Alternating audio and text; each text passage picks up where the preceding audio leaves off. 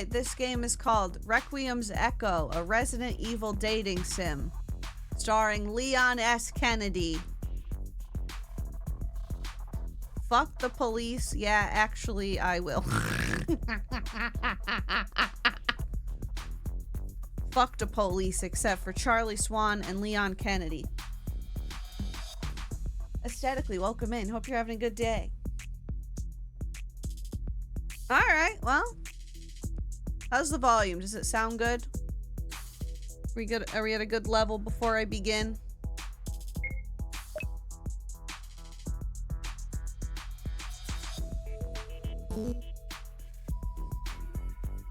No worries, Hannah. Enjoy your day.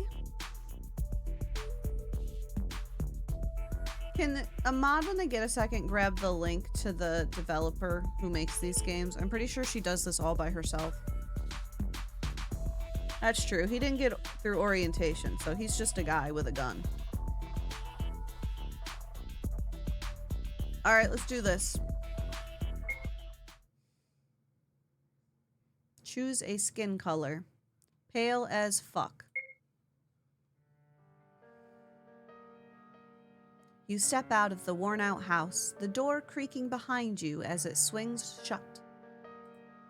The weight of your gear drags at your body, but it's not just the equipment, it's the years. You've been preparing for this night longer than you care to admit. Every step feels heavy. But you can't stop. Not now. Your gaze lingers on the windows. Inside, the shadows of your old life remain. A life that feels like a ghost now. Photographs on the walls, dust-covered remnants of forgotten hobbies. There was a time when you had dreams. Other dreams. But they've long since crumbled, replaced by a singular, consuming purpose. Fucking Leon Kennedy. Oh, hunting. Hunting Leon Kennedy's booty. They forgot some text here. They should really fix that. You hear it. Ooh, I hear his ass cheeks clapping. Birds flapping close in a hurried ascent. You know what that means. Sunset is close. It's time. The bonfire pierces the encroaching darkness, a lone beacon amidst the towering trees. You finish threading the barbed wire from tree to tree, building a harsh perimeter around the clearing, a trap with no escape. Your gaze drifts toward the horizon as the sun sinks lower, disappearing behind the trees, casting long shadows that stretch like dark fingers clawing at the ground. You need to be fast. They'll come soon. Put trap wires outside the clearing as well. Put trap wires only inside the clearing. Ooh. What do we think? Do we put some outside, or do we only keep them inside?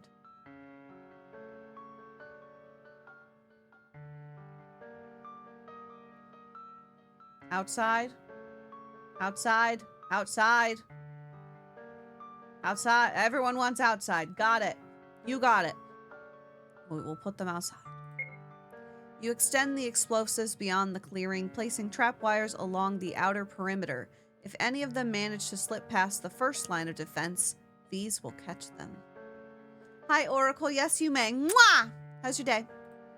Tonight, there's no escape. The forest deepens into shadow as you finish setting the trap wires. You nod, satisfied, but there's one last step. Pulling out a knife, you make a swift cut across your palm, letting your blood drip onto the soil. It's dark, almost black in the fading light, and the ground drinks it up, vanishing as quickly as it falls. You wrap the wound with a strip of cloth, tightening it until the pain is just a dull throb. You don't usually do this. They're already drawn to the living. Hello, Daniel. I'm playing a Leon Kennedy dating sim. But today is different. You need all of them to come. You've tried tracking them to their lairs before, but the tunnels are too winding, too deep, too impossible to navigate. So instead you draw them out, just like they lure humans, using their scent to pull people to their deaths. It's a brutal contest of hunters, and you intend to be the last one standing. Sliding the gas mask over your face, the rubber cool and constricting against your skin, you settle behind a tree. A sharp pang of isolation digs into you. You wish you didn't have to do this alone, but the remaining townsfolk have changed. Consumed by whatever the creatures emit, they've become something else, something hollow. You need to put a stop to this before they sacrifice someone else. Oh, hell yeah, Vaso. I hope you enjoy. The last rays of sunlight disappear, leaving a dense, suffocating silence. It's as if the forest itself is holding its breath, aware of what's coming. Your hands tremble slightly as you grip the flamethrower, its metal cold despite the sweat on your palms. As soon as the creatures step into the clearing, the explosives will rip through the first wave, and the barbed wire will hold the rest in place. Then more will come. You'll pick them off, wave by wave, until nothing's left but ash. After all these years of hunting, it all comes down to this. Tonight, either you will kill them all, or they finally take you.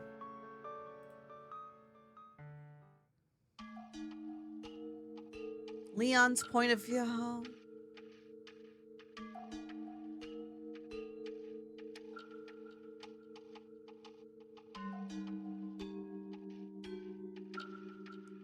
Hello, sailor!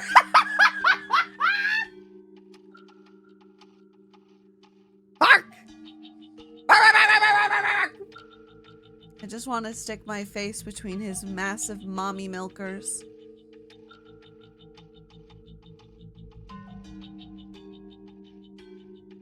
He's standing so cunty with slutty little waist. A tear just rolled down my thigh. Me too, babe, me too. Leon drives into the city, the streets dead and abandoned. Another ghost town courtesy of Umbrella. Boarded windows, doors nailed shut, like they're trying to keep someone out.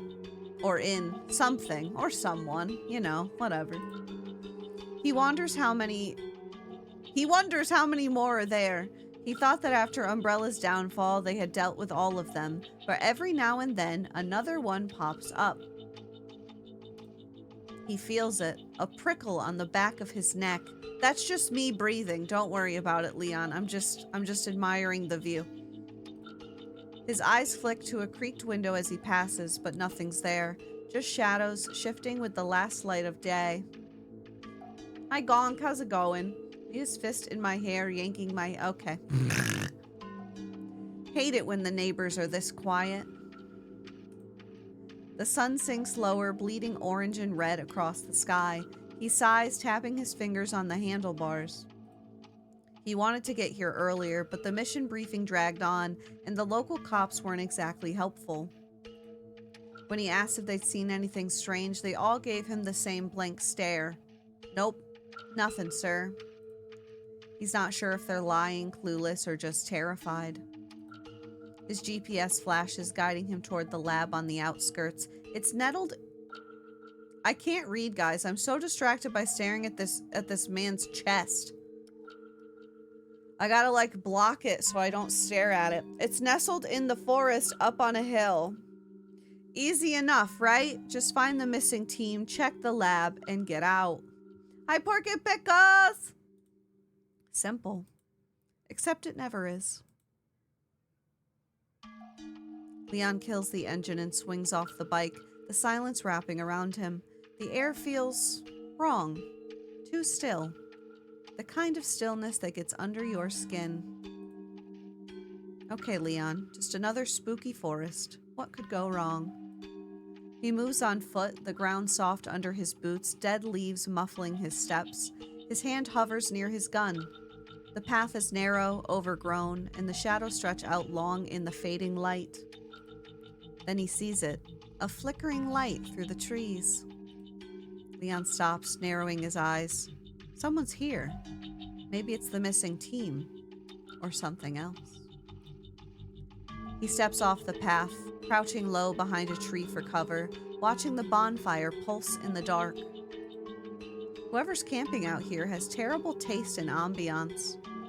Wrong, Leon. I have perfect taste in ambiance. I was trying to lure a hot, muscular man into the forest to fuck me, and so far, it's working, okay? Lexy, you're so hot and a genius for playing this. I try. Then a faint smell hits him, sweet, cloying, almost floral. He grips his gun tighter, muscles tensing as his instincts kick in. This isn't the usual rotting stench of BOWS. This is different. Wrong. Whatever's ahead, it feels like it's calling to him. The last of the sunlight slips behind the trees. Darkness closes in, and the light flickers again, casting eerie shadows that seem to reach for him. He moves forward slow and steady, his senses on high alert. He's done this before, more times than he'd care to remember. Whatever's waiting in the dark, it's not going to catch him off guard. Wrong! These titties would catch anyone off guard! Leon's head is getting foggy, his senses dulled. He can see the fire now, a huge bonfire lighting up the dark. Spotting an opening, he steps forward, but something brushes against his chest. A wire. The faint beeping reaches him a second too late. Oh no. Guys, did you blow up Leon Kennedy?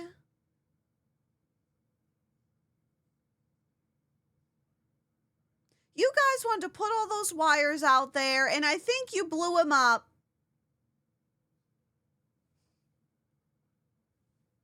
Good job, chat. Guess I really walked into that one. The tripwire triggers, a deafening blast tearing through the air.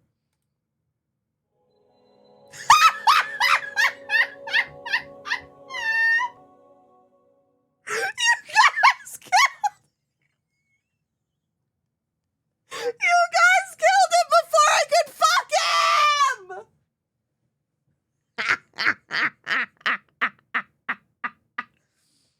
Guys, he was supposed to blow up inside of us. We weren't supposed to blow him up. Man, what the fuck, chat?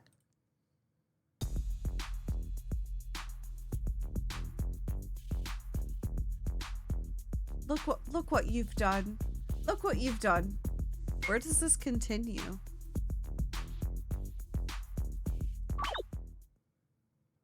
Hopefully this saved at the decision. No. Okay. Gotta keep going. All right, hold on. Oh wait, fast. There we go. We'll get back to where we were. Okay. Okay. Now chat. Which one are we going to pick this time? Are we gonna put tripwires outside or inside only? Outside. Yeah, okay, Daniel. Perfect. Yeah. Some of you need to learn your lesson. Yeah, say it with me, chat. Inside. Inside. Ay, ay, ay. Uh-oh. Uh-oh. Uh-oh. What the fuck? Why was it still skipping? I didn't even get a chance to... Fuck me! Hold on.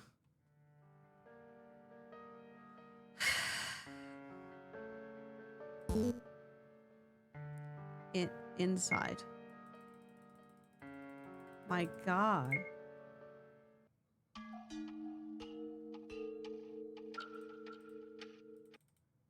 I did it again. Oh my God.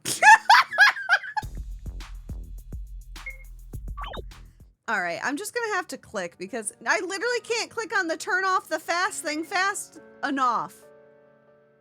My God. Turn the fast off.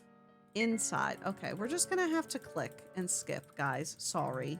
You know what?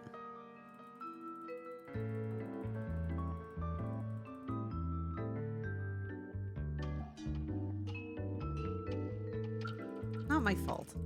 Just a girl.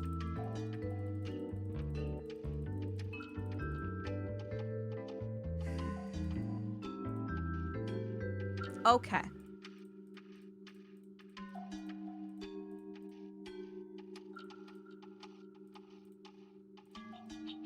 Okay. He moves forward slow and steady, his senses on high alert. He's done this before, more times than he'd care to remember. Whatever's waiting in the dark, it's not going to catch him off guard. LOL.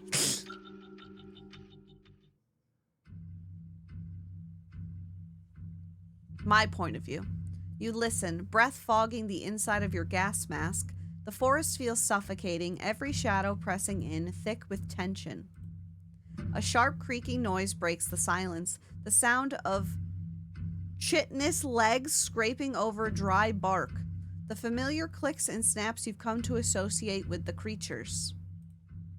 They're here. Your heart pounds and you steady your breath, the filtering air dry and stale against your lips. Fingers tightening around the flamethrower, you prepare to rise from your hiding spot, every muscle coiled. Please don't burn him to a crisp, we need to kiss him. But then the movement catches your eye, a figure slipping through the clearing. Charlie, have a good day. A man. The worst. A man. You freeze, watching as he steps closer to your traps. Wait, is he... He's disabling your tripwires! Your pulse races, heart hammering in your ears. Without thinking, you sprint from your spot, weaving through the traps you've committed to memory. You! Stop! Hi, sexy! Your voices come out muffled, distorted by the mask, but he halts, turning to face you. Hi, Beth, good morning! For a split second, you're taken aback. He's not what you expected. Sharp features, piercing eyes, thick, juicy ass, beautiful muscled arms that you want to choke you so nicely. Oh, that's not what it said. Striking in a way that seems out of place here. Not the kind of person you'd expect to stumble into a nightmare like this. That's what I read. Your gaze flicks to his hand, hovering near his gun, posture tense and controlled. Definitely not a civilian. What the hell do you think you're doing? These traps are mine. I'm going to go off my own vibes because the last time I asked y'all for your advice, you blew up a hot man before I got to see him naked. So I ain't asking for your opinion this time, chat. These traps are mine, Leon Kennedy. I'd appreciate it if you didn't mess with them. He glances around at the scattered wires, looking almost amused. Oh, my bad. How many did you disable already? He tilts his head, thinking for a moment. A few. You curse under your breath, gripping the flamethrower tighter. Just your luck. A clueless outsider ruining the day you've waited years for. Why do you need so many explosives? Thanks for the follow. I'm hunting. His eyes shift to the flamethrower in your hands, then to the barbed wire strung between trees. You have a rather unconventional way of hunting. You take a steadying breath. No time for this. You're not from this town, are you? You really should leave. Now. Your gaze drifts to the tree line where you sense movement. The scent is starting to seep in, that sickly sweet floral odor the creatures emit. He's not wearing a mask. Already you see a slight daze in his eyes. He won't last long if they get too close. Damn, she's like, this guy's a himbo. Me when I see a Leon in a DBD lobby. I'm like, oh good, the himbos are here. The man shakes his head, taking a step closer. Luna, have a good day. Not an option. I've got to get to that lab, and this is the only way through. I also love himbos. Himbos in games, that's the man I'm gonna top. You fidget with the flamethrower, torn between curiosity and frustration. Whoever he is, he needs to leave. You have no idea what's out there. Darling, come to me. We're not so different, you and I. Smashly, thank you for 13. Welcome back. I hope you enjoy your emotes and your sub badge. I love you. Thank you. Smashly! You have no idea what's out there. Turn around. Wait until morning. Whatever you're looking for at the lab, it's already been ransacked. But do whatever you want, just not right now. A familiar sound echoes through the forest. The same clicking, the same sickening creak. They're getting closer. He hears it too, his stance shifting, eyes narrowing. What exactly are you hunting? Before you can respond, yellow eyes blink to life at the edge of the woods. Dozens of them, gleaming like fireflies in the dark, shifting as they lock onto you. There are more than you expected, likely drawn by his scent as well. You can't fight them all without the explosives. Run. You don't wait for his response. Explosion.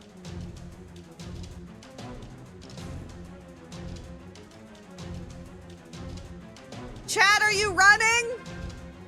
I hope you're running because the music says you need to fucking get going. You don't wait for his response. Explosions erupt, the ground shaking underfoot, but the creatures charge through the smoke faster than you anticipated. You dash forward, dodging traps, weaving through the maze of wires and explosives. Gunshots ring out behind you. You glance back, catching sight of him, firing at the creatures as he runs, somehow keeping pace. Save your bullets, it won't kill them! A sharp crack sounds and suddenly warm air seeps into the mask. A piece of debris must have punctured it. You're exposed now, no spare within reach. You can only keep running. Barreling through the underbrush, you fire the flamethrower behind you, a wave of fire scorching the air. The creatures shriek and stumble back, but keep coming. I'm scare-roused! You see him aim, shooting one of the explosives rigged to a nearby tree. The explosion rocks the clearing, and the smoke blankets everything, the forest erupting into chaos. You run until you're far away, gasping as you tear off the broken mask. The cool night air fills your lungs, but it feels like failure. Everything you built is gone. The traps, the explosives, all of it wasted. The man catches up, glancing back at the smoke and fire flickering in the distance. His gun is still in hand, and he looks unfazed. Quite the fireworks show back there. He looks at you, raising an eyebrow. What were those things? You fought them before, right? Your blood boils and you throw the broken mask to the ground. It's your fault. It's his fault.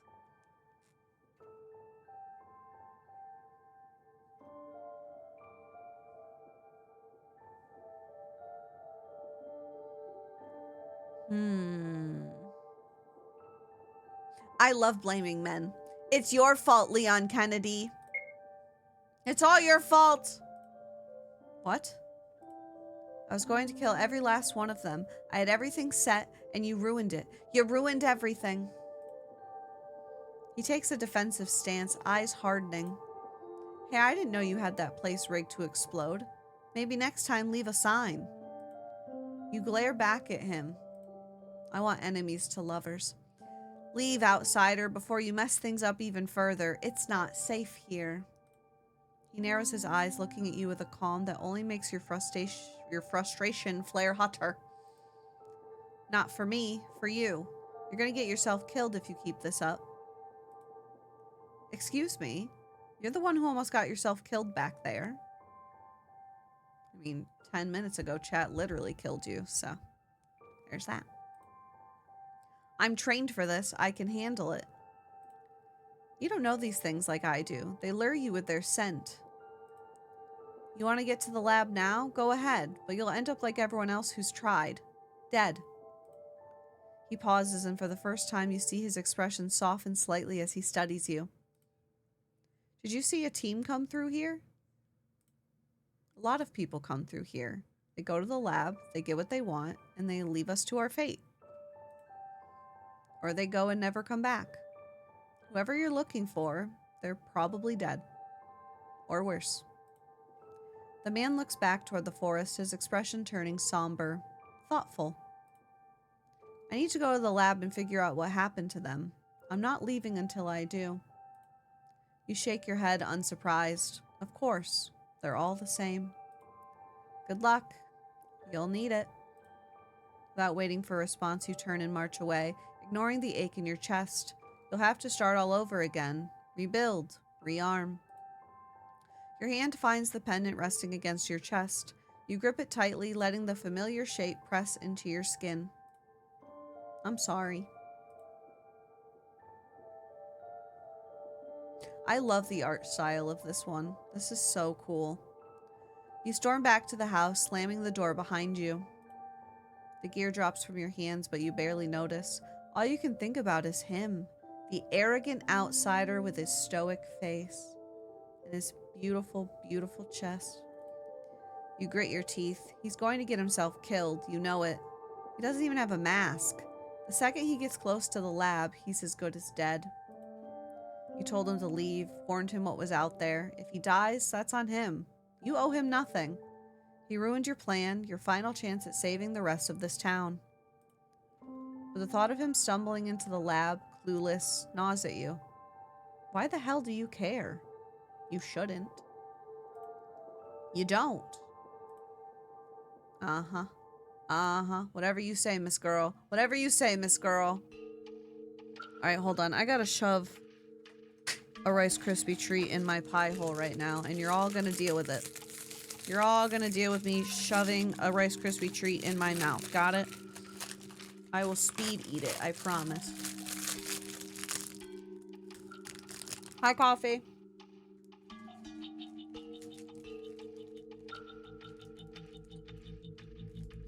Shove that sucker in there. If anyone wants a snack, I got plenty.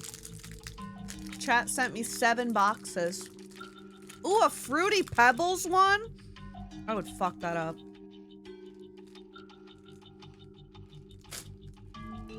I want one, please. Sure. I need a snack to combat the horny.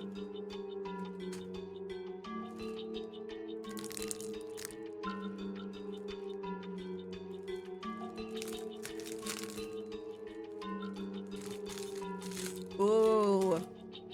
That sounds fire, Smexy. That sounds fire. Good morning, Venus.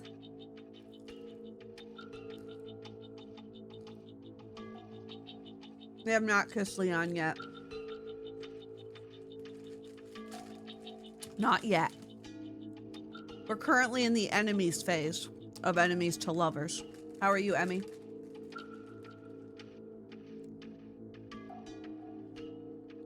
I need a cold shower or a snack.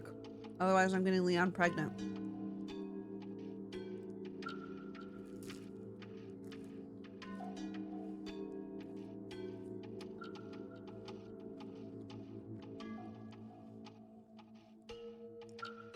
This game is called Requiem's Echo.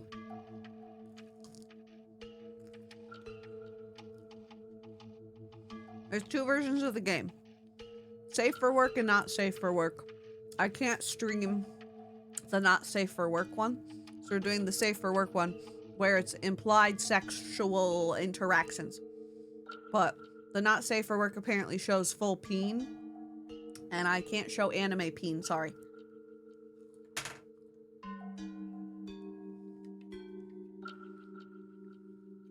So if you want the peen, get the not safe for work one.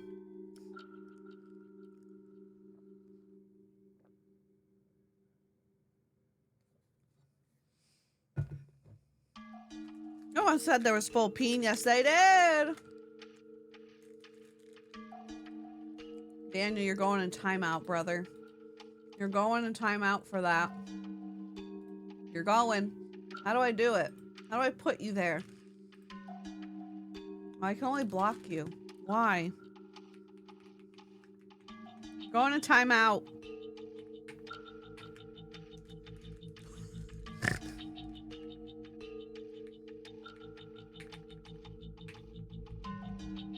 When I get there, eventually.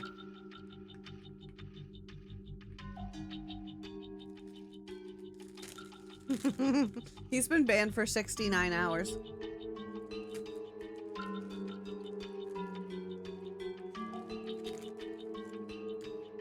See him in however many days that is.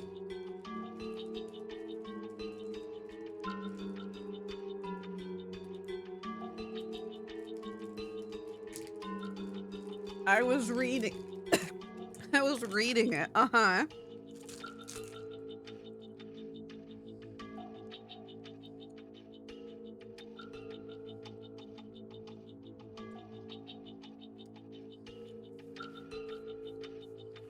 His waist is snatched. Look at him. He's standing all cunty.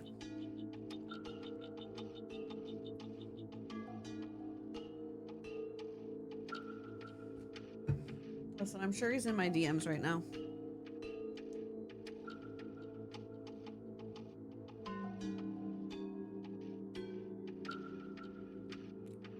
I ain't freeing him. I ain't doing it.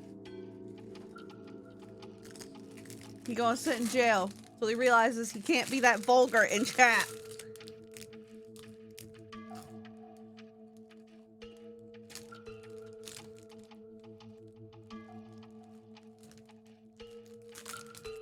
It's 3 days and 9 hours.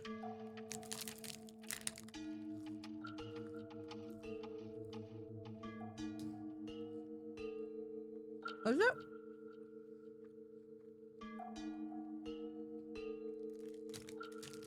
I still can't math. 69 divided by...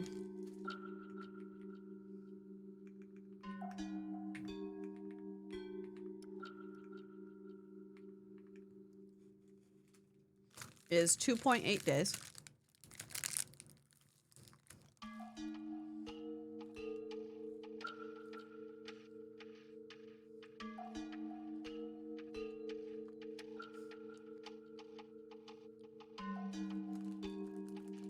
Why is he in my DMs? He sent me a sorry.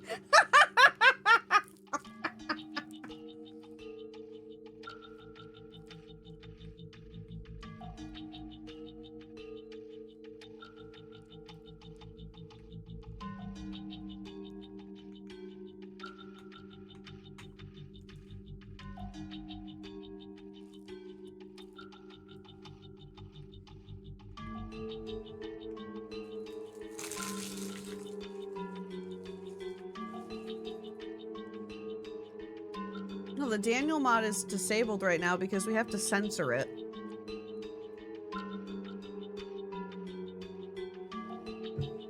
Believe it or not, chat, we're not allowed to be that horny in chat all the time.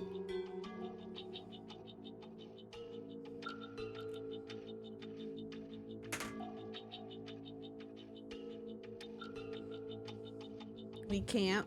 You guys should go read the horny rules for Twitch.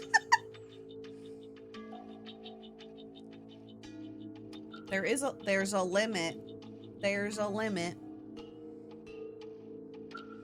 Send me what I need to censor. What's the limit? Go look it up.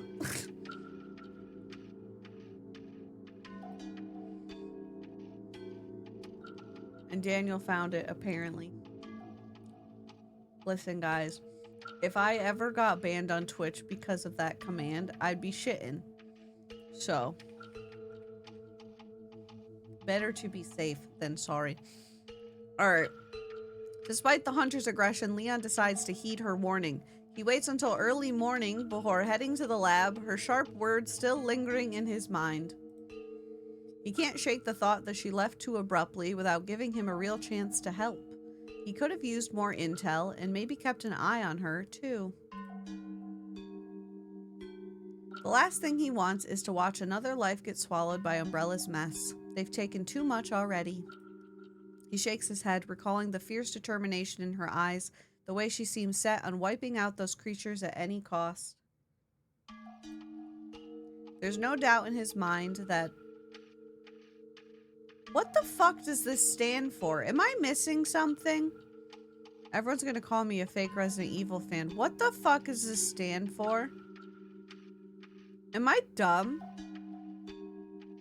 Bioorganic weapons. Oh. That makes sense. Are involved here. He's seen enough of Umbrella's twisted work to recognize the signs. It's almost impressive in a grim way that she's held her ground for so long. The lab looms ahead, abandoned and half crumbled. He pushes through the entrance. Ooh. The hunter hadn't been lying. The place has been thoroughly ransacked. Papers scattered, equipment smashed. Whatever was here is long gone. Perfect. More loose ends. Umbrella had so many labs scattered around the globe, it's been nearly impossible to track them all down. Some, like this one, escaped the government's eye, but not the mercenaries. He looks around, wondering what they stole this time, but what it might lead to. Another outbreak, another bioweapon. It's always something. As soon as he finds out what this new threat is, the better. Maybe the rest of the town and that hunter can still be saved. He pauses, his mind drifting back to Spain, the village, the people. So many lives destroyed, so many people who never had a chance. He clenches his fists, wishing again that he could stop it all, for good. But nothing is ever that simple. He's just one man, fighting an endless war. Still, he'll do what he can, like he always does. He pulls himself back to the present, focusing on the task. After rummaging through a few cabinets, he finds a torn notebook, its pages smudged with age and grime. It seems like a personal diary of the lead scientist. April 12th, 1988. Initial testing with the mold on humans have been promising, though at great cost. Mortality rates are high, but I'm confident we will create a host strong enough to receive the virus. November 3rd, 1990. I seem to have found a way to reduce mortality rates, but the subjects are changing, disturbingly so. They're becoming more moth-like, though imperfectly. The process of HDT appears to be responsible. These hybrids are now half human, half insect, emitting a powerful scent that draws... My darling, come to me. Hi, Madeline. Thank you for 7. Welcome back. I hope you enjoy your emotes and your sub badge. Thank you. The smell acts like the pheromones of female moths, inducing a heightened arousal state in those nearby. Masks are now mandatory for all personnel in the test areas. Subjects must remain contained at all costs. This might prove useful to capture new test subjects. August 14th, 92. The townsfolk whisper about a creature of folklore roaming the forest, which serves our purpose as well. A new development, subjects have begun reproducing. Their larvae feed exclusively on human flesh.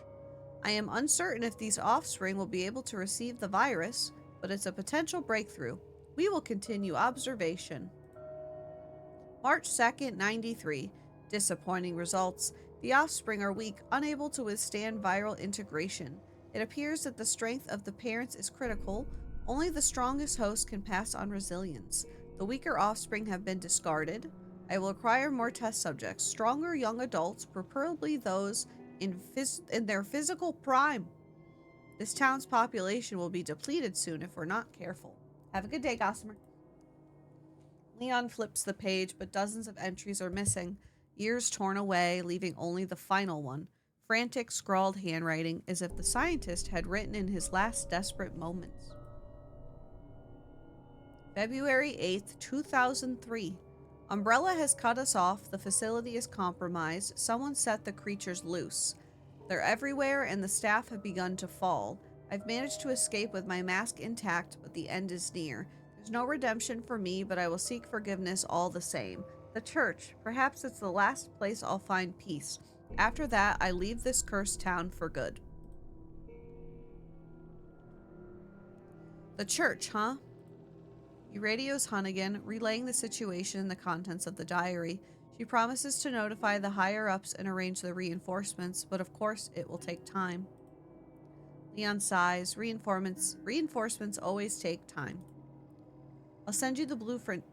I can't read today. I'll send you the blueprints we have on file for the lab.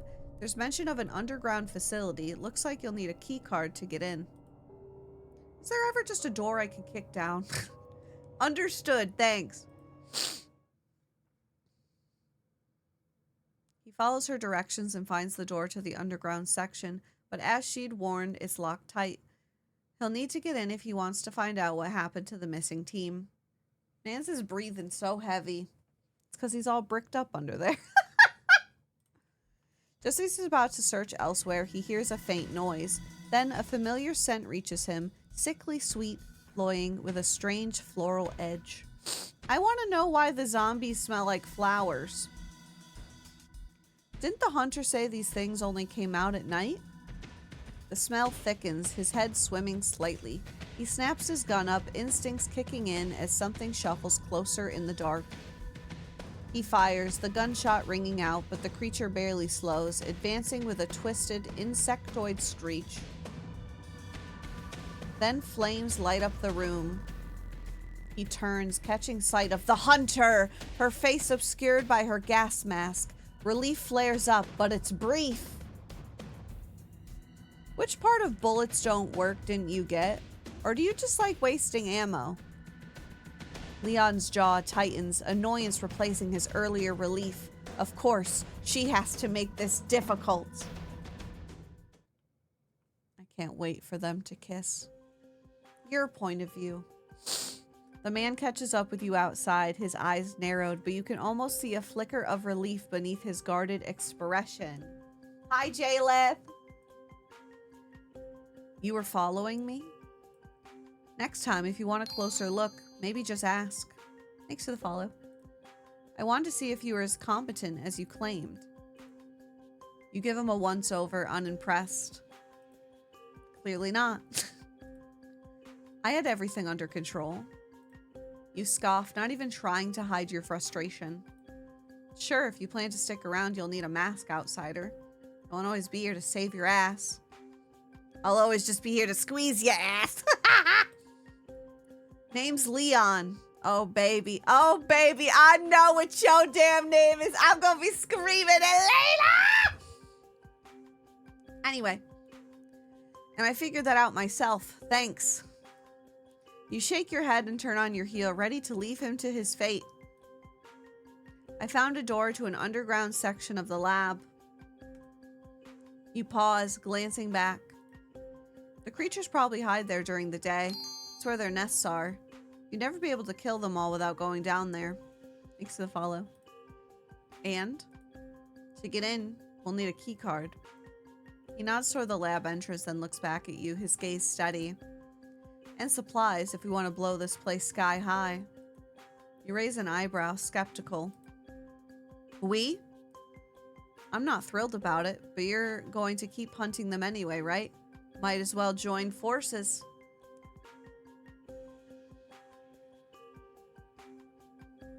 Okay. Geek, welcome in. You search his face for any signs of deceit, but he just stares back, annoyingly calm. You don't trust this guy, but you're willing to take any chance to end this, even if it means teaming up. Say please, fine.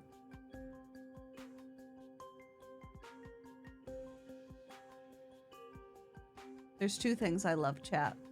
Blaming men and forcing them to say please to me. Just like a Starian. Thank you for helping me. That was very kind. Say please. What? Say please and I'll help you. Are you serious? I'm the one doing the helping here. Cross your arms and wait, watching him wrestle with himself, his pride visibly taking a hit. Finally, he sighs. You sure do make a guy work for it, huh? Yes. Fine. Please. You start to smile as he completes the sentence. Please try not to enjoy this too much. Your smile fades into a frown. Oh, trust me, I won't. You pull an old, worn map of the town from your jacket. Oh, he's a ride we won't survive. Leon leans in to look at the map, his shoulder brushing against yours. For a moment, you catch the scent of him, sweat and smoke from the fight, mixed with something faintly sharp like aftershave. It's oddly distracting, and you step back with a glare. Here's the layout of the town. Most of the gas masks have been destroyed by the townsfolk, but we might find a few at the... You swallow, your throat tightening. Fire station. His eyes flick to you, catching the hesitation in your voice. Why did the townsfolk destroy the masks? Memories flash through your mind of glassy-eyed townsfolk in a crazed frenzy, their minds lost to the pheromones, the endless orgies.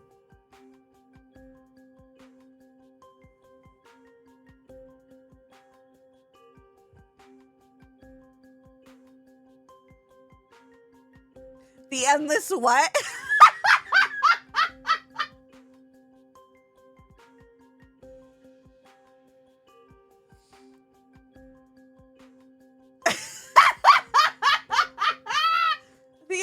I was like, wait, there's no way I said the right word. We're taking Leon to an orgy. They were fucking Mothman. Sex pollen, how fun. The way they practically worship the creatures now, like twisted prophets of some new grotesque religion. It's against their beliefs. I had a few spare ones, but they got destroyed yesterday thanks to a noisy outsider.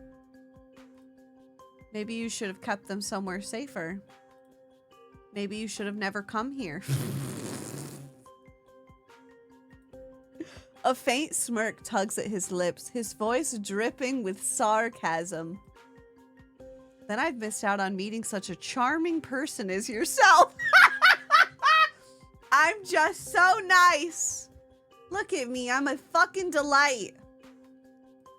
You glare, hating the way he just won't back down, the way he seems to find humor in every jab. Yeah, I'm dripping too. Where can we find the explosives?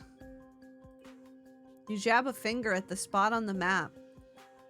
Here, the construction site. There should be some left in the crates. With any luck, they're still intact. Leon studies the map with a furrowed brow, then nods. The keycard is probably at the church. I found a note about it back at the lab. He looks up, meeting your gaze with that infuriating calm. You're the local. Where do you want to start?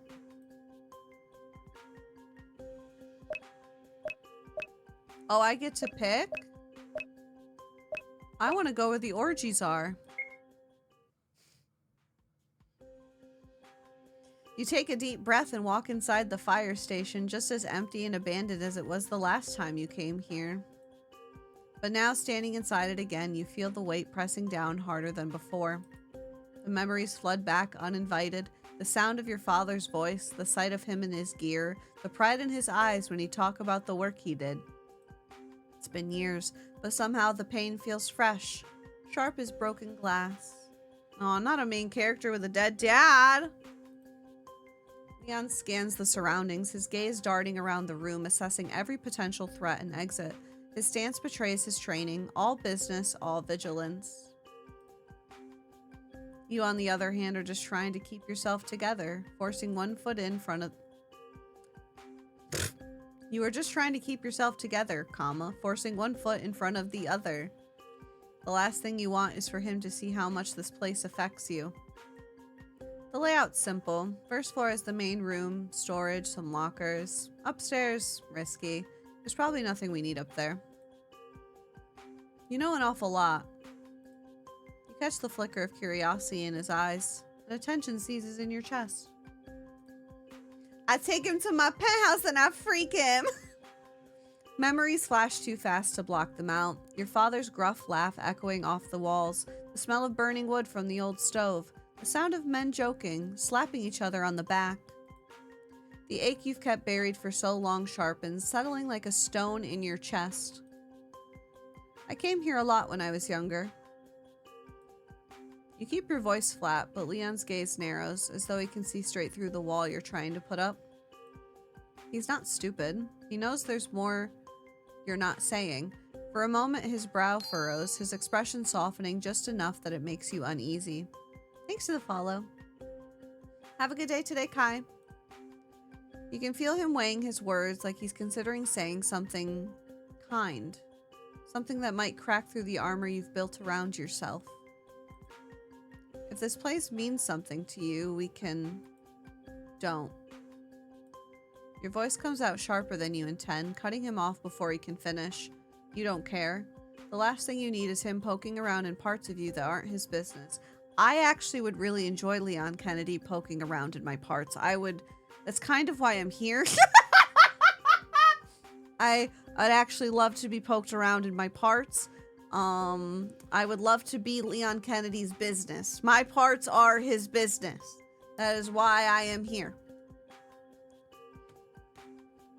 Leon's jaw tightens, his mouth pressing into a thin line. For a moment, he just looks at you, an unreadable expression in his eyes.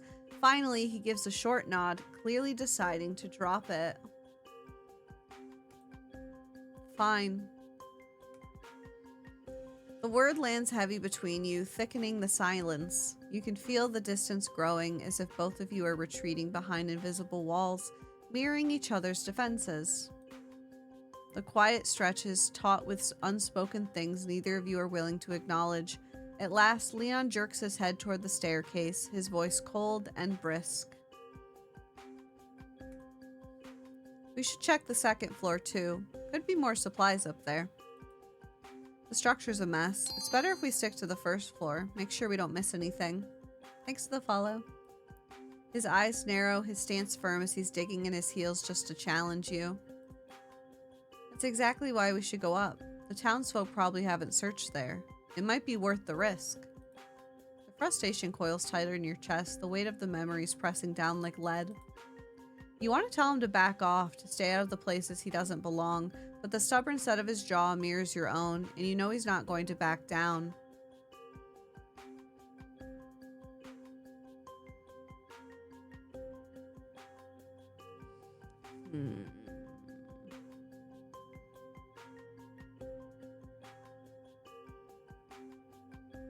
I kind of want to go up. I kind of want to go upstairs. He's right. There could be something good up there. If there's something good up there, it might save us another stop. You know what I mean? All right, Leon, I'm going to listen to you. And if you fuck me over, I'm going to be sad. Could be a bed. Could be a scrump dungeon. I don't know. Maybe there's trinkets. You grit your teeth, unwilling to argue further. Fine. Let's go to the second floor then. Together you make your way up the creaking staircase. The floorboards groan underfoot, and each step feels like it could be the last. Your eyes scan the empty, dilapidated space, searching for anything useful. Just as you're about to turn back, Leon gestures to a dusty corner near a row of broken lockers. Found something. 2 gas masks lie there, half hidden beneath some debris. Before you can respond, the floor beneath you gives a sudden, violent lurch. Uh-oh. You let out a gasp, stumbling as the wood creaks and shifts under your feet. Leon reacts instantly, grabbing you by the arm and pulling you against him just as the ground crumbles beneath you both.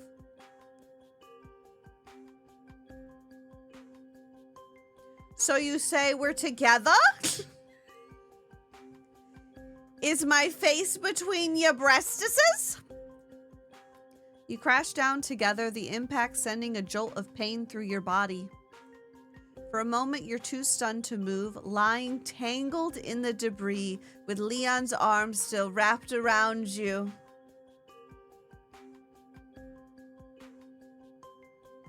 I fell through the floor, but I also fell on a man, so... His breathing is heavy, his face close enough that you can feel the warmth radiating off of him. Guess I was right about the floor. You shrug his arm off as you push yourself up. Thanks for almost getting us killed. Leon scowls, his voice dripping with sarcasm. You're welcome. You grab the 2 masks, your fingers trembling just slightly, and turn to head back down the stairs, refusing to look his way. As you're moving, your hand brushes against something small and solid in the dust. You stop, bending down to pick it up, and your breath catches. It's a photograph. Worn and faded, edges curling from age. Your father and his colleagues, smiling and alive, their faces blurred out, unmistakable. You swallow hard, a lump forming in your throat. For a second, you consider showing it to Leon, sharing that piece of yourself just this once. Hi, Jasmine. But then the walls come back up, solid and unyielding. You fold the photo and slip it into your pocket, its edges digging into your skin like a reminder. Good morning, Kens. Good morning, Debbie. Leon's voice breaks through the quiet, snapping you out of the moment.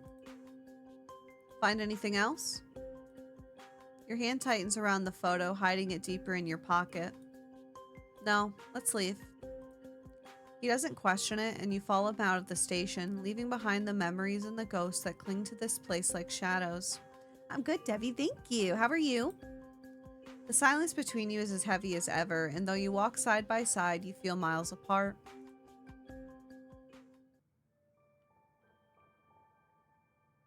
Leon's point of view. By the time you reach her house, the sky has deepened to a dark, heavy blue, and the evening chill has settled around them. No worries, Harry. I know, he lives hot. She stops abruptly at her door, noticing a bloody note tacked to the wood, a smudge of crimson smeared across the words. She reads it with a scoff, crumples it in her hand, and tosses it aside without a second thought. Leon glances down, catching the streaks of ink mixed with dry blood. What does it say? She gives a dry, humorless laugh. One of the town's leaders is warning me off, saying I've killed too many of their precious creatures. They don't like the balance being disrupted. This game is called Requiem's Echo. It is a Leon Kennedy dating simulator. She shrugs, an edge of bitterness in her voice. They've tried to stop me before. Nothing new. Aren't they going to come after you for that? Let them try. Her tone is sharp, edged with a wariness that speaks of repetition. If they do, I have other hideouts. She pushes the door open, stepping inside without looking back. Leon follows, and the place hits him like a wall. A strange, stifling mix of mothballs and plant oils, the windows sealed tightly, curtains drawn to block out any stray pheromones. As she moves through the small space, her movements are precise, each step purpose-driven. What kind of birthday cake would Leon be? My headcanon is he's a funfetti guy. I feel like Leon Kennedy would fuck up some funfetti cake. The other option is some Lexy flavored cake. I feel like he'd fuck up that too.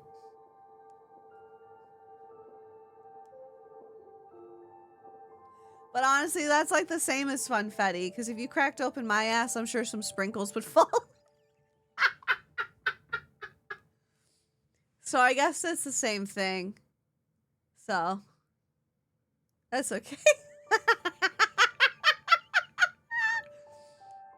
You know, I'm a funfetti cake on the inside. I know nothing about Leon Kennedy, but red velvet. That was my other idea. That's like also what popped in my brain.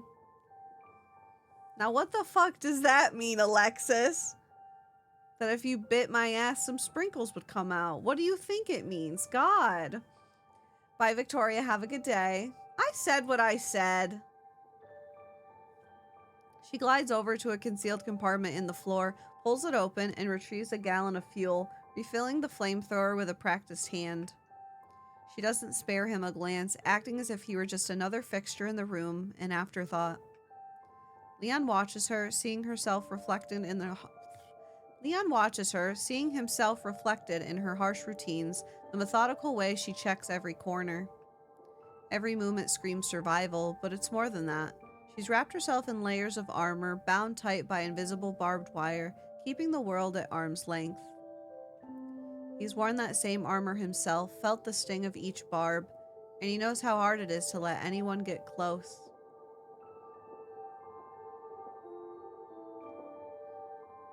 Your point of view.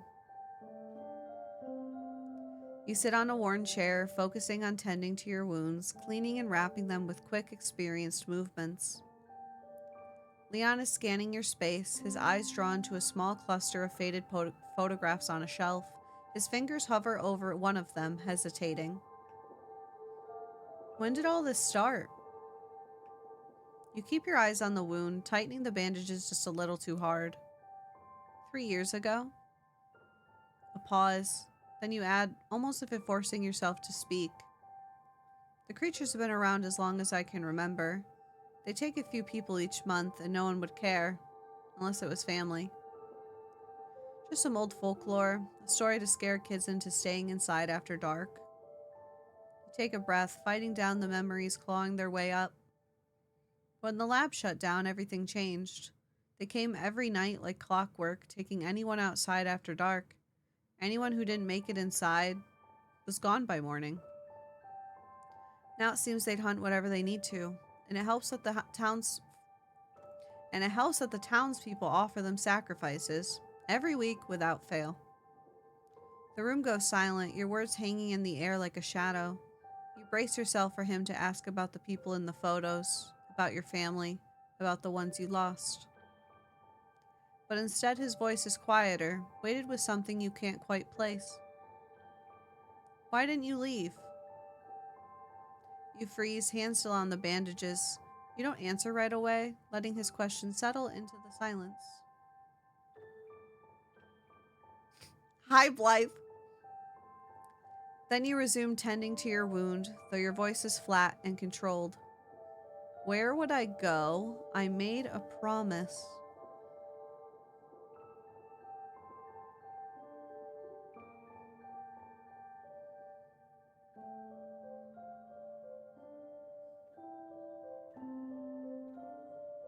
I want to know what this one does. I'm not leaving until every last one of those things is dead.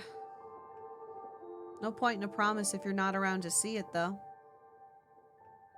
He nods toward the wounds you've earned along the way, and you roll your eyes. Spare me the lecture.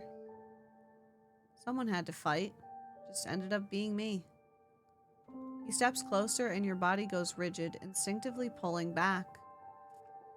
But he holds out a small tin, something herbal and pungent with a mix of earthy scents, lavender and other, sharper herbs. What is this? For injuries. Works wonders. Hesitantly you take it, your eyes never leaving his. You study him for a beat, finally breaking the silence. Who exactly are you? He looks at you, his expression unreadable, a flicker of something cautious before he answers. Government agent? It makes sense now, his calm in the face of the creatures, the way he handled himself during the day. But that doesn't explain everything.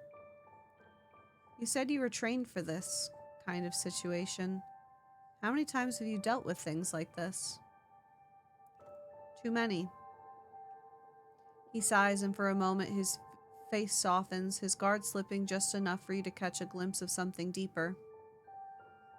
I was a rookie cop the first time it happened. I had to learn the hard way. And afterwards, I didn't exactly have a choice. For a brief second, you see something raw in his eyes, something that feels uncomfortably close to your own reflection. You didn't have a choice either. Not in any of this. Why didn't you leave? Surprise flickers across his face, and for an instant you catch a glimpse of something like pain. It's not that simple. You think you might finally get something real out of him, a piece of truth to hold on to, but then, just as quickly, his walls snap back into place. Someone has to fight. Just ended up being me. You let out a hollow chuckle, but stop yourself before it fully escapes. You can't afford to get comfortable around him. Why not? I can certainly afford it! Thanks to the follow. Even if he doesn't seem like a threat now, you remind yourself that he's just another outsider. For all you know, he's only being nice to you to get under your skin, to make you lower your guard, only to leave like everyone else has. You shove the tin of herbal medicine back at him, a bit more forcefully than necessary. Here, agent, you'll need it more than me. He looks down at it, raising an eyebrow as he takes it back, his expression somewhere between amused and unimpressed. Your reckless confidence is almost charming. I could say the same to you. Careful, don't fall in love.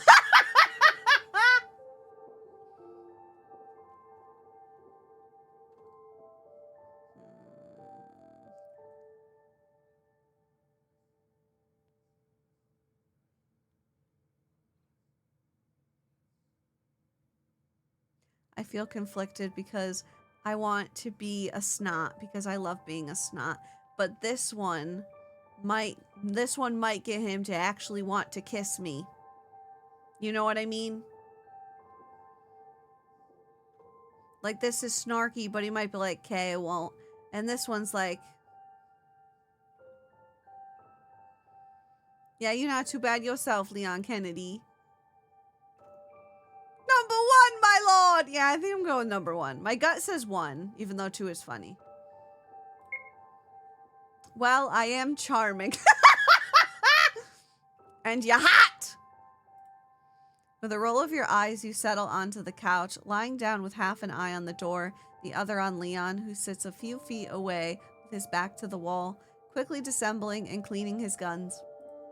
Your eyes close, but your mind stays alert, every creak of the old house keeping you tethered. My darling, come to me. Raven! Thank you for the year resub! Welcome back. I hope you enjoy your emotes and your sub badge. Thank you, I appreciate you. Your eyes close, but your mind stays alert, every creak of the old house keeping you tethered to consciousness.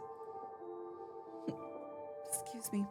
It isn't just the threats outside that keep you awake. It's the stranger sharing your space, the one person who could throw everything you've worked for into chaos.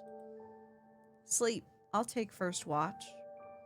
Hi, Kara! I love you.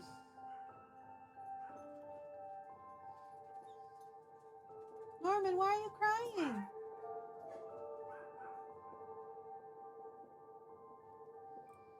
You start to protest, but he cuts you off with a...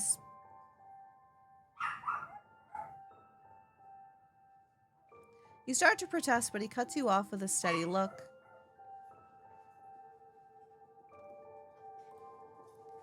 If we're going to be a team, you'll need to trust me.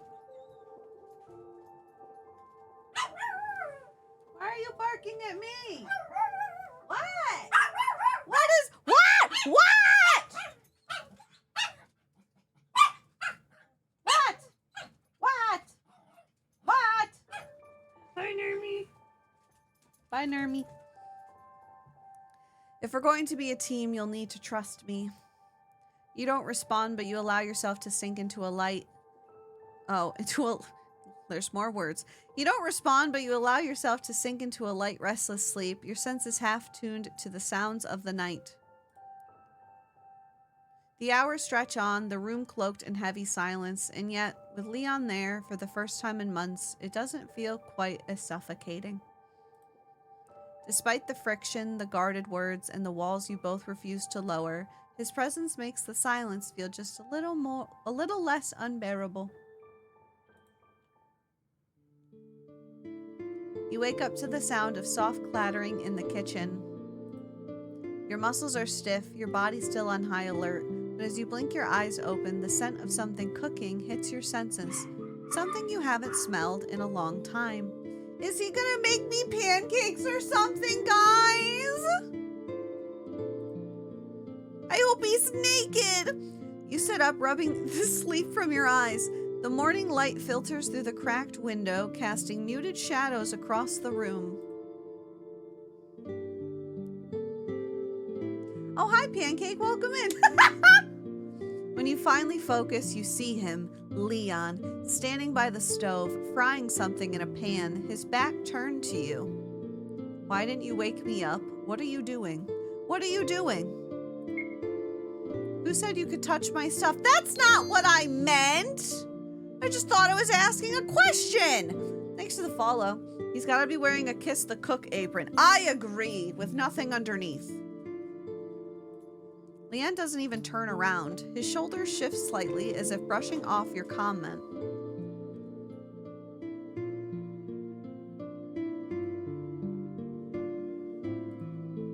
Good morning to you too. You walk over, eyeing the state of your kitchen. You're making a mess. A little mess never killed anyone, unlike other things around here. You're welcome, by the way. You cross your arms, leaning against the wall. Grateful? Sure. But no way are you going to give him the satisfaction of knowing that.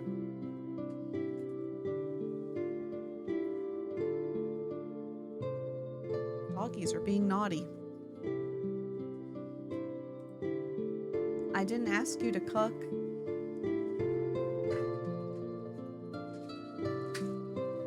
What is all that? All of that was in the P.O. box?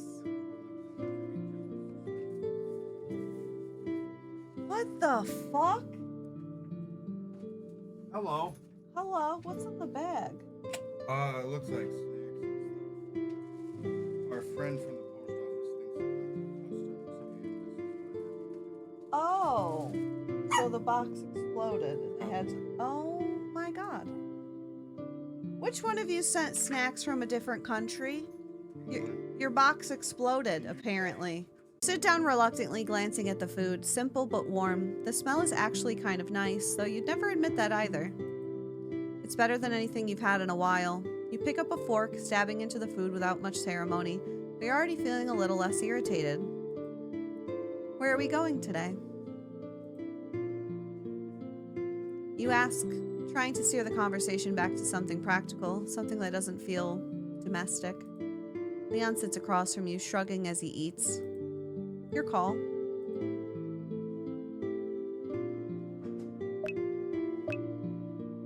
Well, we gotta go to the construction place, I guess.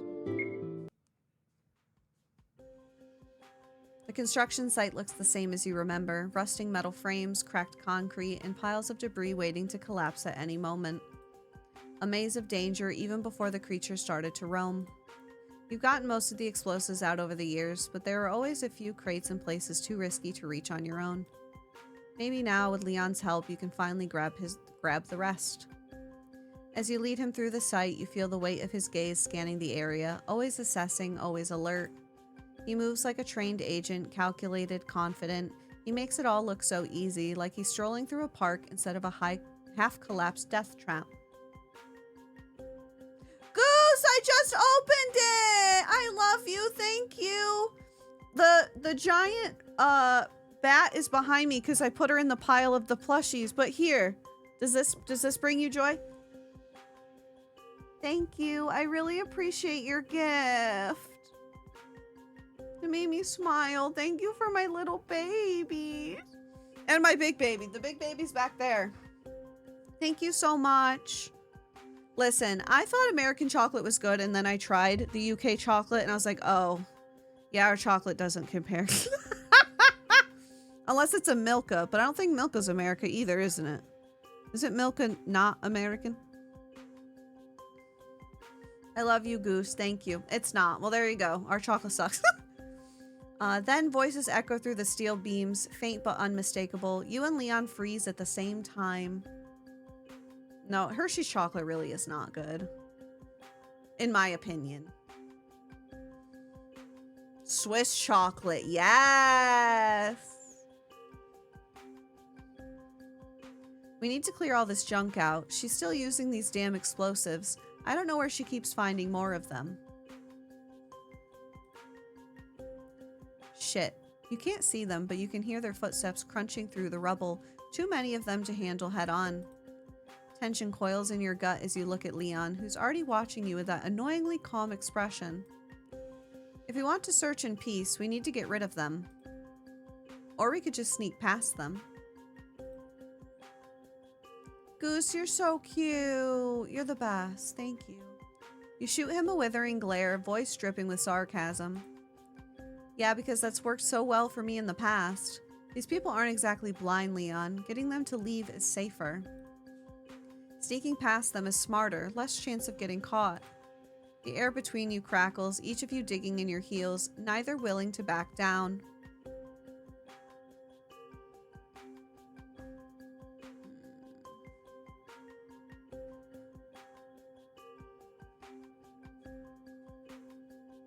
I'm going to make them leave. I love being a dickhead.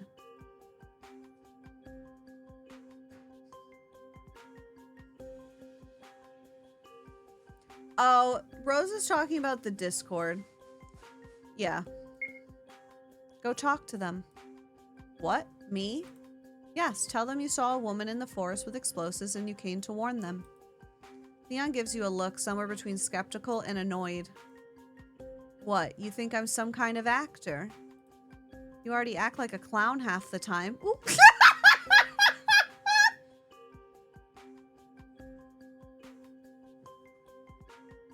Joke's on you, I'm into clowns. Shouldn't be too hard.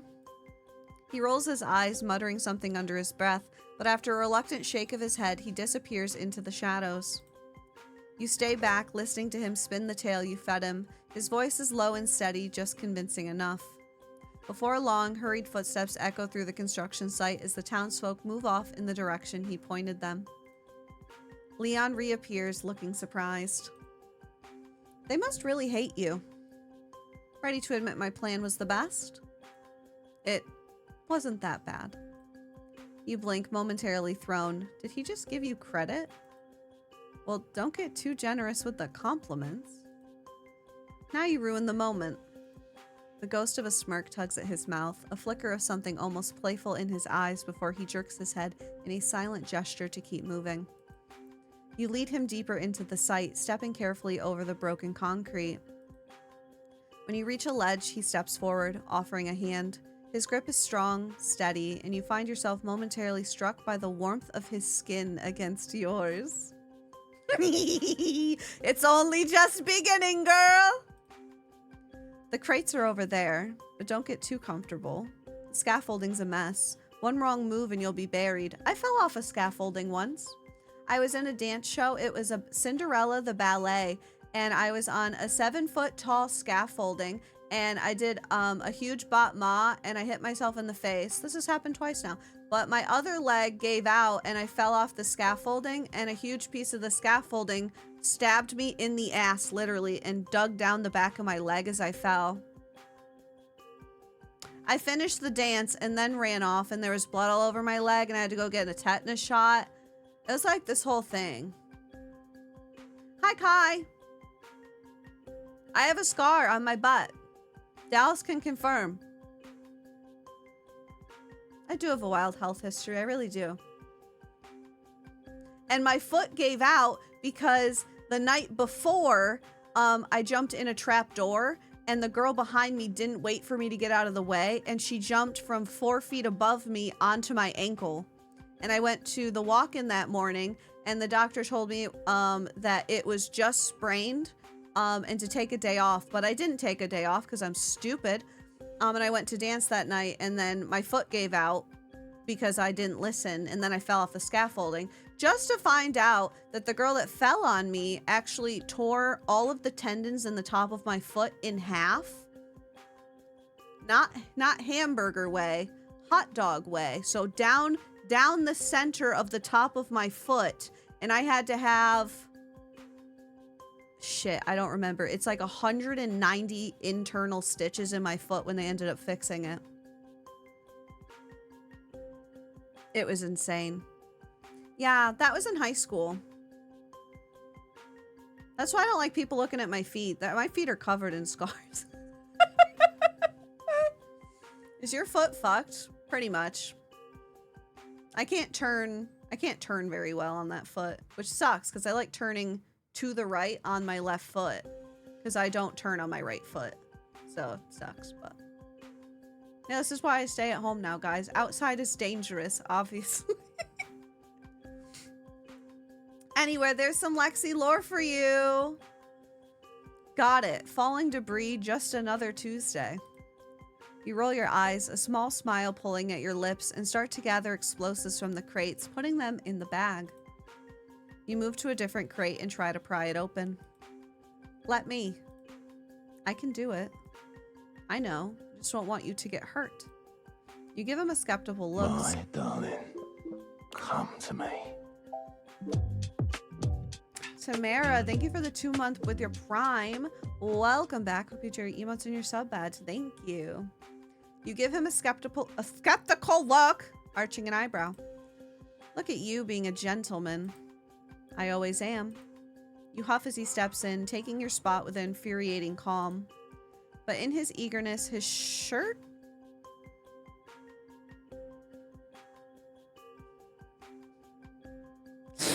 His shirt snags on a jagged piece of metal jutting out from the crate, tearing down one side to expose a strip of bare skin.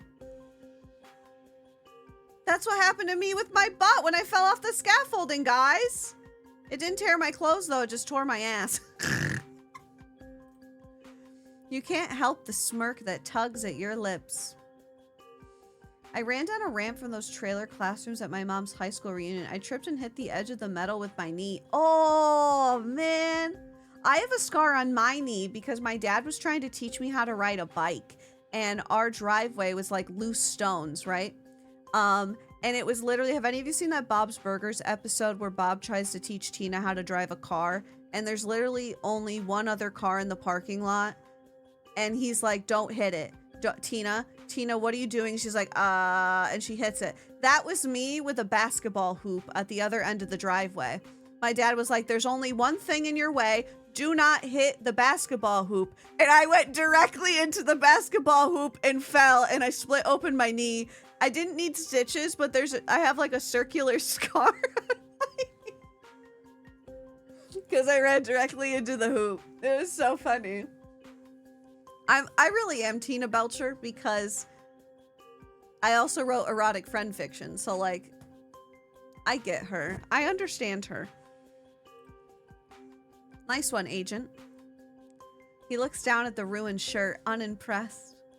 I have a scar on my knee from when I was a kid. We were at my uncle's, and my cousin had a stick in his bedroom that he never cleaned. I tripped on something, and the stick went into my knee. Oh!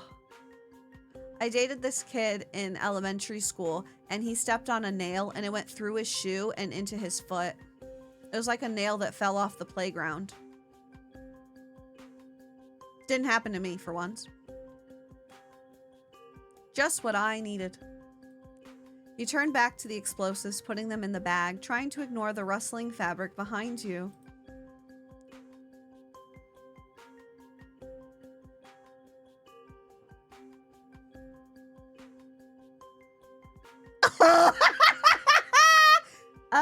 Where did your shirt go, Leon Kennedy?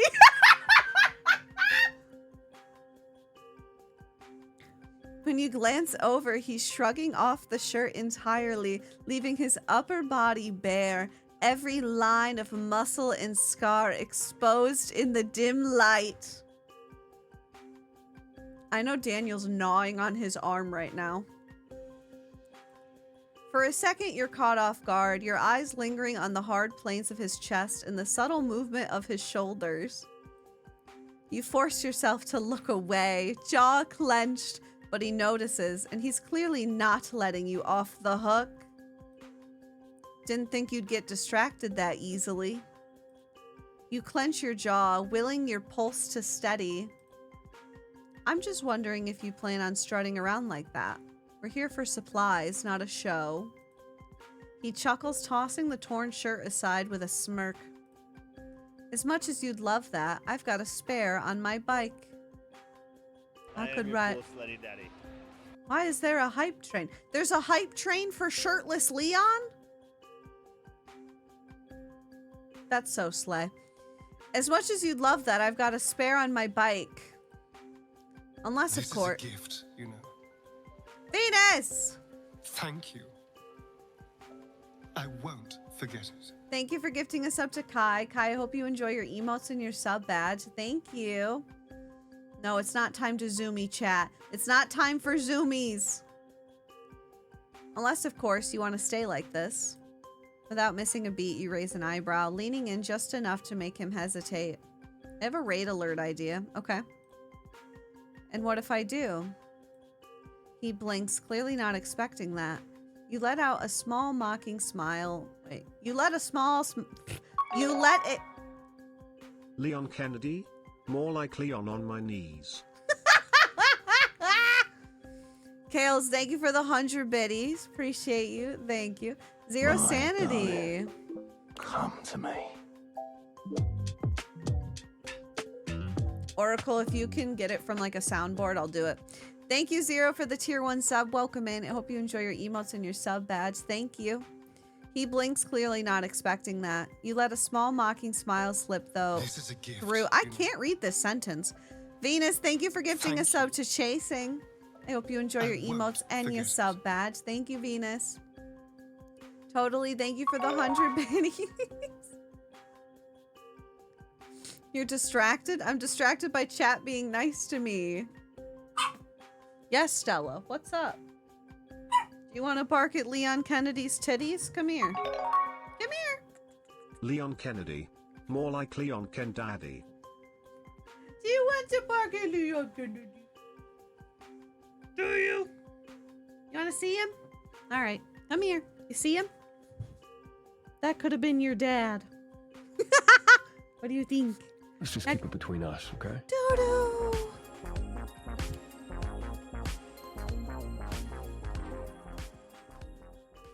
Dodo, thank you for the 5 gifties. I love you. Thank you. Rabbit Rocket, thank you for those biddies. Thank you for the hype train. Hype train, Stowie. Yippee. Stowie, can I get a yippee? Awoo. Stowie, can I get an awoo? Awoo. No.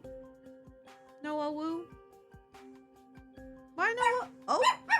Awoo. No. Oh, Norman's coming. Hi, Norman. Thank you, Doo-Doo, for the gifties. I love you. He blinks, clearly not expecting that. You let a small mocking smile slip through before pulling back. I almost fucked it up again. Relax, I'm messing with you. Is this as if I'd ever want that? Let's go. Girl, I want that. He grabs the bag from you, a hint of a frown creasing his brow as he mutters under his breath. Could have fooled me. Oh! You roll your eyes, turning on your... My darling, come to Sin! Thank you for the 10 with your prime. Welcome back. Hope you enjoy your emotes and your sub badge. Thank you. You roll your eyes, turning on your heel and heading toward the bike. But as you walk, you can feel his gaze lingering on you like he's trying to puzzle something out. I don't know, I thought I read that wrong, but I didn't. Leon's Pav. The ride back to her place is shrouded in the rich amber glow of the setting sun, casting long shadows across the path. Aw, why does he have a shirt on again? Boo! Leon tries to focus on the road, but it's hard to ignore the warmth of her thighs pressed against him, the way her grip tightens every time they hit a bump. Oh shit. She's distracting in an infuriating, impossible to ignore way. As they near her place, he spots a small group gathered on the street corner, their voices low but thick with tension.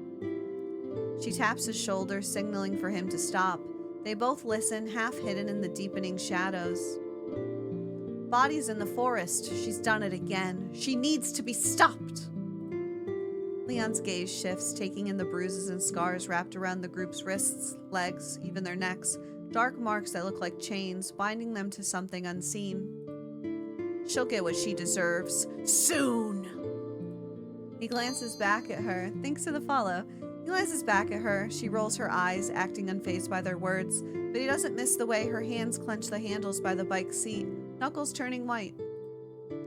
Eventually, the group disperses, and Leon nudges the bike forward, guiding it through the empty streets as dusk descends around them. Silence stretches between them, thick and charged, until he breaks it. What's with the scars? She's quiet for a moment, gaze fixed on the road ahead, her voice dropping to a low, almost resigned tone. They tie themselves down while they breathe in the creature's scent. It keeps them from wandering into the woods and getting killed, but the aphrodisiac effect still lingers.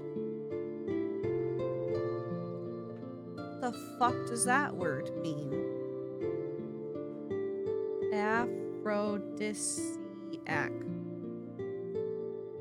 A substance that increases libido, sexual desire, sexual attraction, sexual pleasure. Oh.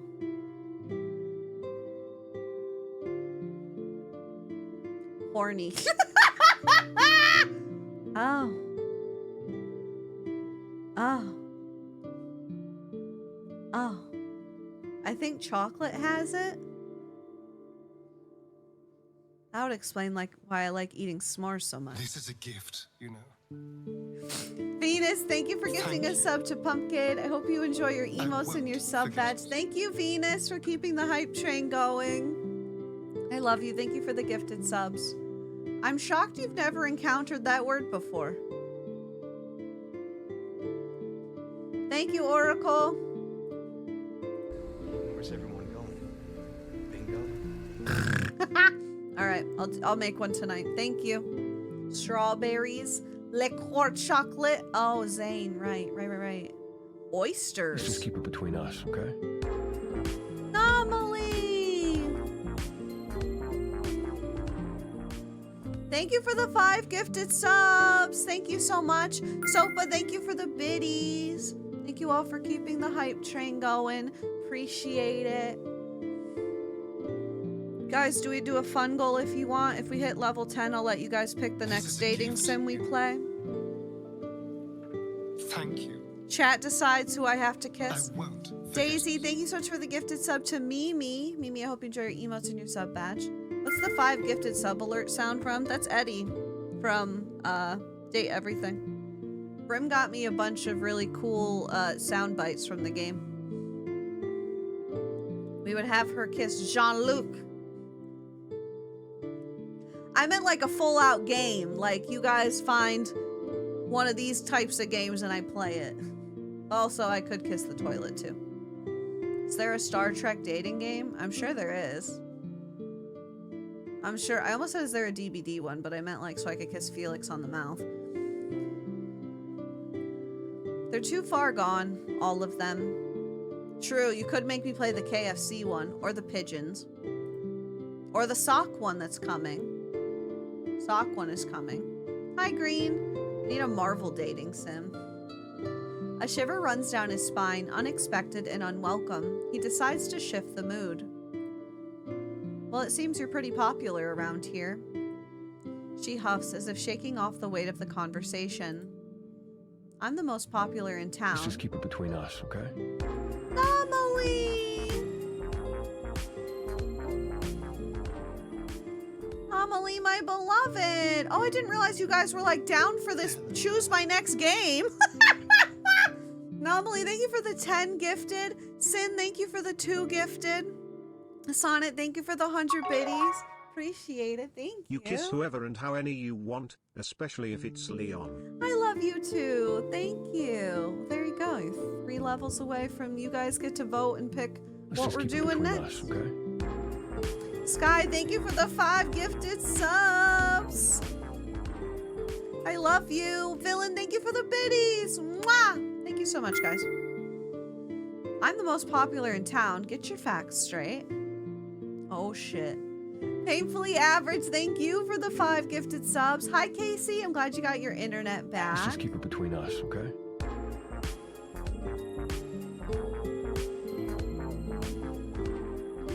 Thank you for the 5. Kit, thank you so much for the 100 biddies. I hope you're having a good day today.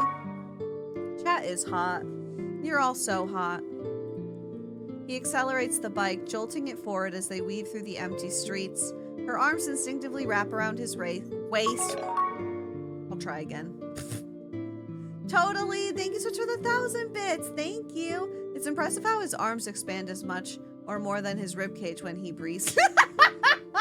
Welcome in, Shasta. I hope you're having a good day. Lexus, thank you for the 50 booties. Thank you. He accelerates the bike, jolting it forward as they weave through the empty streets. Her arms instinctively wrap around his waist, pressing her body firmly against his back. Thank you for the biddies, Elder!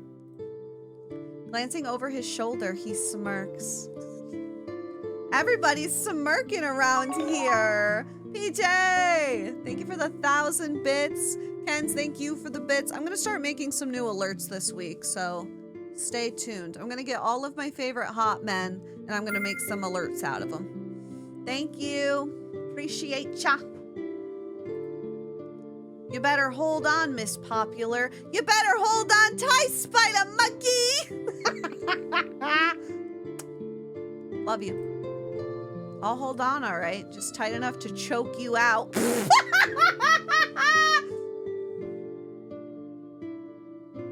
Are you into that, Leon Kennedy?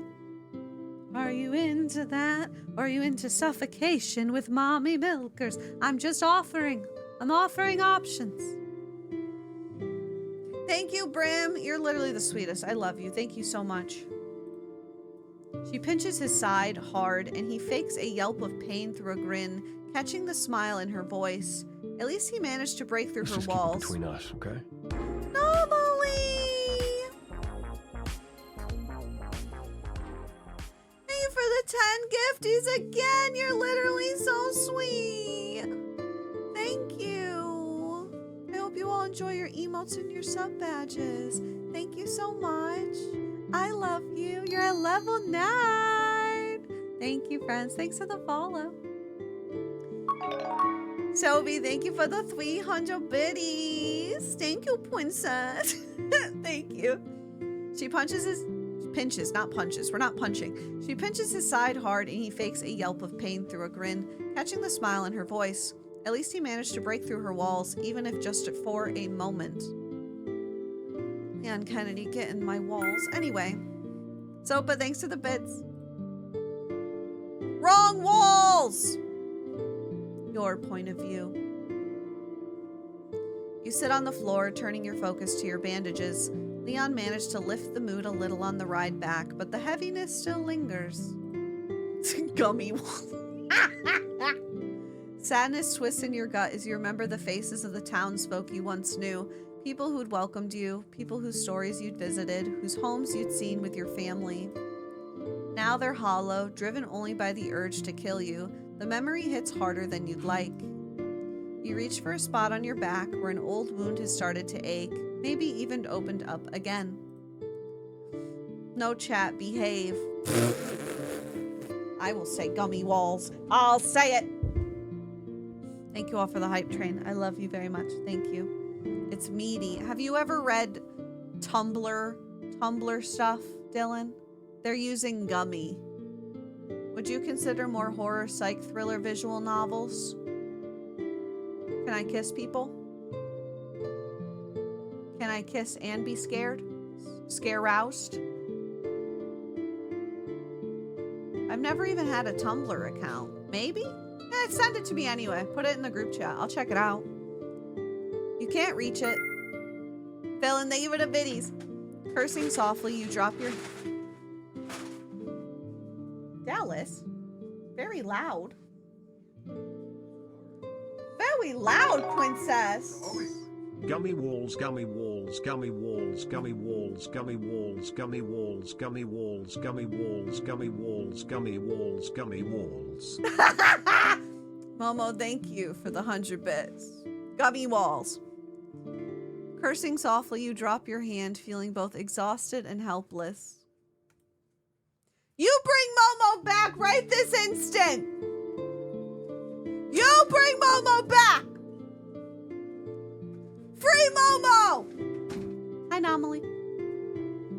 Leon moves closer, crouching beside you. His face is unreadable as his gaze shifts to your wounds, something unspoken flickering in his eyes. Can we not send smut over text-to-speech anymore? It depends how graphic it is. Like, there's a level of graphic we have to scale down on. Like, most of Daniel, Daniel said earlier is the standard of that's too graphic for the Twitch chat. Let's just keep it between us, okay? Oh,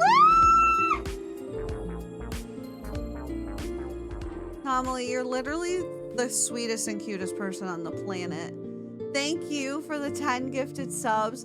Anomaly carried us to level 10, so I will let chat decide what the next dating sim we play is. We'll round up some suggestions. The most common ones we'll put in a poll. I'll let chat vote, and we will play that one next. It won't be tomorrow because we're playing Dead Take, remember? But. September 30th, 1998. It's a day I'll never forget. Okay. The cop inside me died that day. And that night, Raccoon City was wiped out. Thanks to the bioweapons created by Umbrella. Somehow, I made it out. But too many others weren't so lucky. Thank you for the bits, Tater. Yes, you can, Peen, but you can't say I'm gonna his until he on my with my all over his until my milk. You know, can't say that, okay? But what I want to censoring on his birthday's calendar. That's tomorrow, though. His birthday's tomorrow.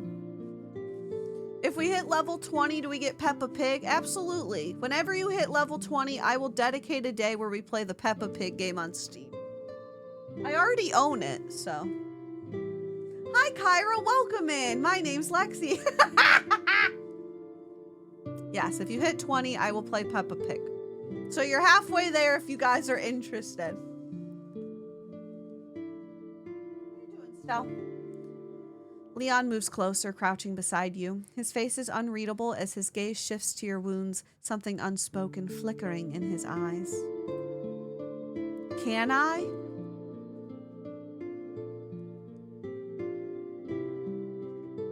Did someone say Peppa Pig? Yeah, we'll play the Peppa Pig game. Norman, what are you doing under my desk? Hey! Come here. Mister. Yes, if we hit level 20 right now, I will play Peppa Pig next week on stream. Bye-bye.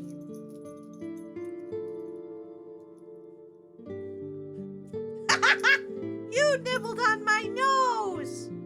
You nibbled on my nose!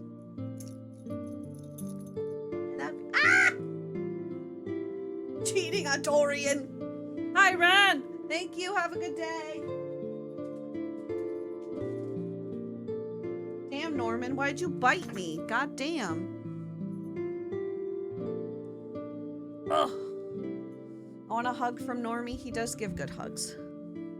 All right. Are we ready? Yes, Leon, you may. Let's just keep it between us, okay?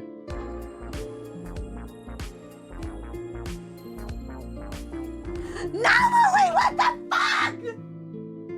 Thank you for the 25 gifted subs. Holy shit. Holy shit. Thank you so fucking much. Thank you. You are the fucking sweetest. I love you. Thank you. We are now at level 11. Let's fucking go. Let's fucking go. I want Peppa Pig. Me too, babe. Me too. If I could contribute to my own hype train, I would, but it doesn't let me. Going back there. Thank you so much. Mwah, I love you. Don't let the hype train die, chat. You want Peppa Pig? You want Peppa Pig, chat? You hesitate, that mix of bone-deep exhaustion and something deeper, something harder to name, unsettling you. But after a beat, you nod. His hands move to your back, the press of his fingers steady, careful. The touch is firm, yet gentle. It's 30 seconds left, chat. Are you gonna let it die? Are you gonna let it die, chat? Oh, he bit my hand.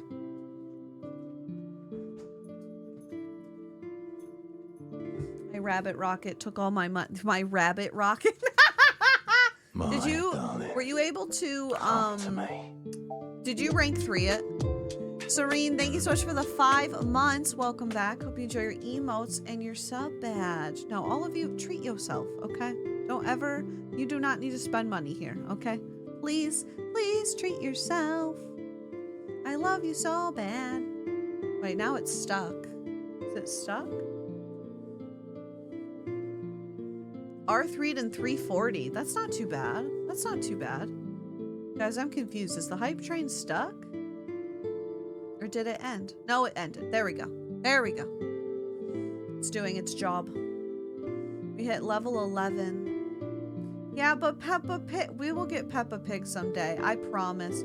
Guys, it says my hype train got 1 sub. Did you all see that? It fucking lied. It literally goes hype train success, 1 sub. Wow, they really did Nominally dirty, especially. What the fuck? What the fuck? Thank you everyone for the subs and bits. I appreciate it.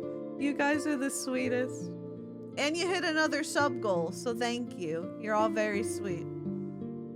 Congrats on your first sub, Lexy. Thank you so much. Thank you. Only looks at people who sub and not gifted. That's so weird. Damn. Alright, let's get fucked by Leon Kennedy. His hands move to your back, the press of his fingers steady, careful. The touch is firm yet gentle.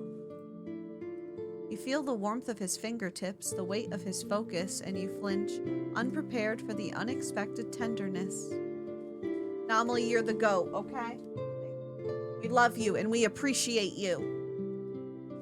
Stop trying to steal my snacks, Norman. A lump rises in your throat and you realize that it's been years since anyone has touched you like this, with such care. It hits you harder than any wound could. Did it hurt? No. You keep your gaze fixed ahead, focusing on the sharp, earthy smell of the herbs, rather than the heat of his hands on your skin, but it's impossible to ignore him completely. Thanks for the follow. He asks where the spare gauze is, and you mumble its location, barely aware of the wounds leaving your mouth. They say wounds are words. I don't know. My brain is mush. I just want to stare at his titties. When he finishes, his thumb lingers, grazing over your skin as if he can't quite bring himself to let go. You said wounds. Well, there you go. Your pulse races, an involuntary reaction you're certain he feels under his fingertips. Thank you for the biddy. The realization snaps you out of it, and you push yourself up quickly, turning to face him. Took you long enough. Thank you. Thank you. Thank. The words die on your lips as you catch sight of him, a half-formed laugh bubbling up instead. Leon tilts his head, confused. What? What happened? His hair is tangled with cobwebs and bits of dust, probably from when he reached up for the gauze. You try to hold back your amusement, but it's impossible. We can't just pounce on him? I wish. Nothing, spider boy. Leon's hand immediately goes to his head, fingers brushing through his hair. Perfect, just the look I was going for. Dungeon chic. Your laughter spills over, breaking the silence. There's too much webbing, and he can't seem to clear it. No, idiot. Here, let me do it. He goes still as you reach for him, fingers working carefully through the strands of his hair. The room falls quiet again, the silence thickening around you as you pick out each bit of webbing. His breathing slows, deepen. Norman, I don't need you heavy breathing behind me. Oh, I apologize. Stella is sleeping in the bed. Please give her respect and go away. Lexy, what is this? Me trying to kiss Leon Kennedy? Norman, let her sleep. She's having fun in the bed. Hey, no. Hey, Dallas. Dallas! You either sit and be a good boy or you go. Damn, he fucking strutted out of here.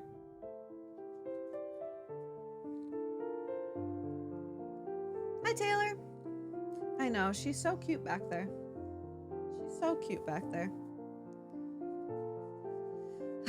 His breathing slows, deepens, and when your fingers brush against his scalp, you feel his chest rise, a slight hitch in his breath. You keep moving, but there's a strange awareness between you, a heightened focus in each movement, each accidental brush of your fingers.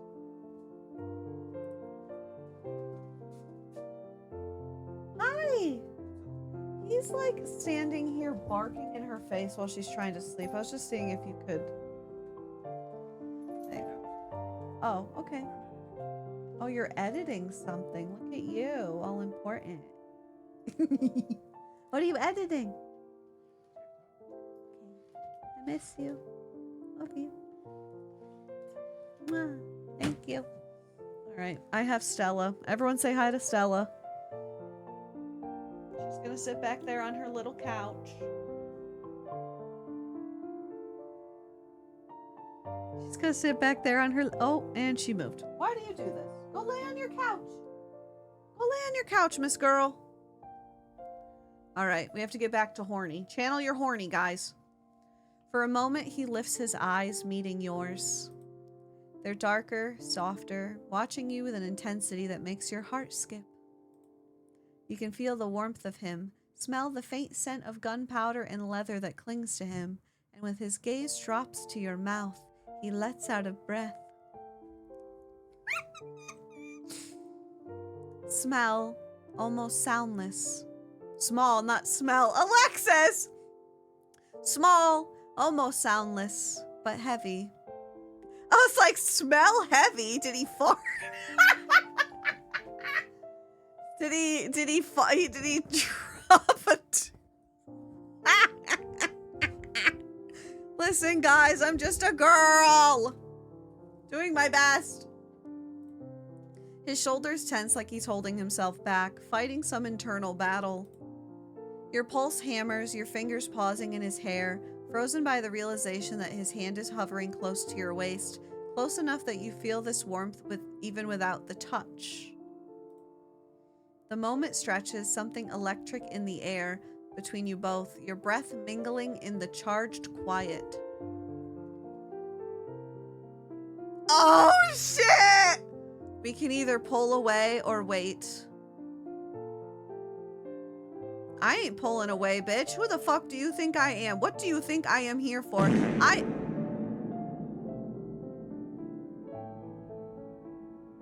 you farting on me. Thank you. Charlie! Thank you so much for the most wonderful package of snacks. Your box exploded. It exploded. It was delivered to me in a garbage bag, sealed with a zip tie. But all the snacks are in it. Don't apologize. It's not your fault. It's the mail's fault. Not your fault. All the snacks are here. So thank you. They're not ruined. The boxes are a little dinged, but the snacks aren't fucked up. So we're going to eat them on stream on Friday. We're going to try them out. So thank you. That's like the nicest gift ever. Thank you for snacks. I love you. I'm like super excited. So thank you so much. Mwah! All right, we're waiting. I'm not pulling away. Thanks for the follow. You pause, holding his gaze for a second longer, the air thickening between you. Leon shifts, blinking as if breaking a spell, then shakes his head, taking a half step back, his eyes darting everywhere but at you. You clear your throat, hoping he can't hear the faint tremor in it. Thanks for the follow. I'll take first watch tonight. You should rest. He watches you, almost like he's about to argue, but something in your expression, or maybe in his own exhaustion, stops him. He gives a small, reluctant nod, then settles down on the couch. I wanted to top you, Leon! He watches he finally lets his guard drop, even if only for a moment, his shoulders relaxing into the cushions as his eyes fall shut. You glance down at your fingers, the tingle lingering, reminding you of the warmth that's still caught between you both. Thanks for the follow. The warmth of the sunset fades slowly, casting the room in muted shadows, soft and heavy. You settle onto the floor, flamethrower in hand, half alert to every shift, every quiet sound from where Leon sleeps. Despite the pull of exhaustion, you resist, staying alert, eyes sharp as you keep watch. Just as your mind begins to drift, a soft, choked sound pierces the silence, half muffled yet unmistakable. Leon stirs restlessly, his face twisted in the dim light, caught in the throes of whatever nightmares haunt him. The faint pain sounds feel like a punch to the chest, striking too close. You can't bear it. Without thinking, you cross the room, sitting beside him, and place a hand on his shoulder, gently shaking him awake. Leon, wake up! His eyes fly open, wide and unfocused, his gaze meeting yours with a mix of fear and confusion. His breath is uneven, and for a moment he doesn't move, doesn't speak, as though he's still trapped somewhere else. Slowly, his gaze sharpens, taking in the familiar surroundings. He rubs a shaky hand over his face, his forehead damp with sweat. A faint shiver runs through him. You're unused to offering comfort, unfamiliar with the vulnerability of it, but you remember small, distant gestures, how your parents would hold you, ground you when the night grew too dark. It's over now, you're safe. Breathe with me, all right.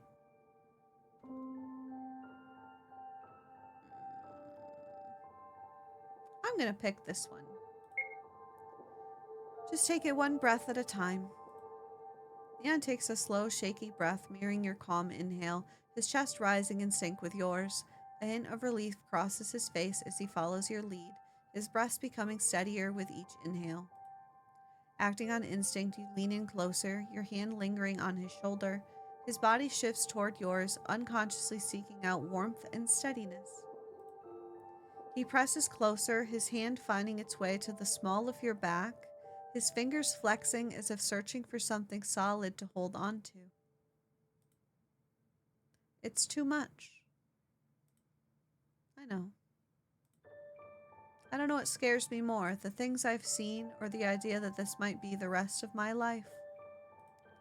I barely remember what normal even feels like. Without thinking, you pull him in tighter, committing the feel of his warmth and the steady press of his weight against you to memory. I get it. I wish I didn't, but I do. He hums softly, a sound halfway between relief and resignation, his tension melting as he lets himself lean into you. His breathing steadies, and for a moment, the two of you are wrapped in a shared silence, the kind that feels less empty and more whole. You start to imagine, just for a second, what a life like this would be, where these quiet, stolen moments aren't so rare, where his touch isn't fleeting. Then, as if sensing the shift, he abruptly pulls back. His gaze drops and he clears his throat, a barrier rising again between you. Thanks. I'll keep watch now. I won't be able to fall asleep anyway. He rises to his feet, stepping toward the kitchen, but not before you catch a brief flicker in his eyes, a look that mirrors the feeling still lingering on your skin, the strange subtle ache left by his warmth.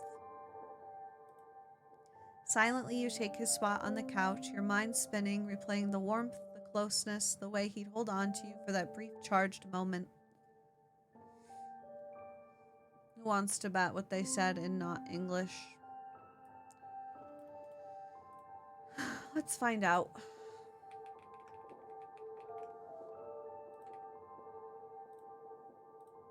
Oh, they just wanted to know what the game was. It is called Requiem's Echo. You know rest won't come easily tonight.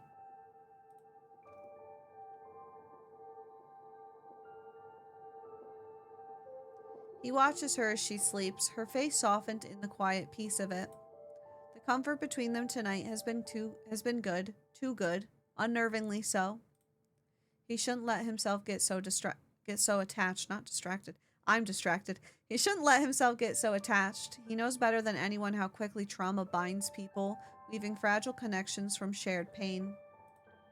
But soon he'll be gone, off to fight some other nightmare in some other cursed place.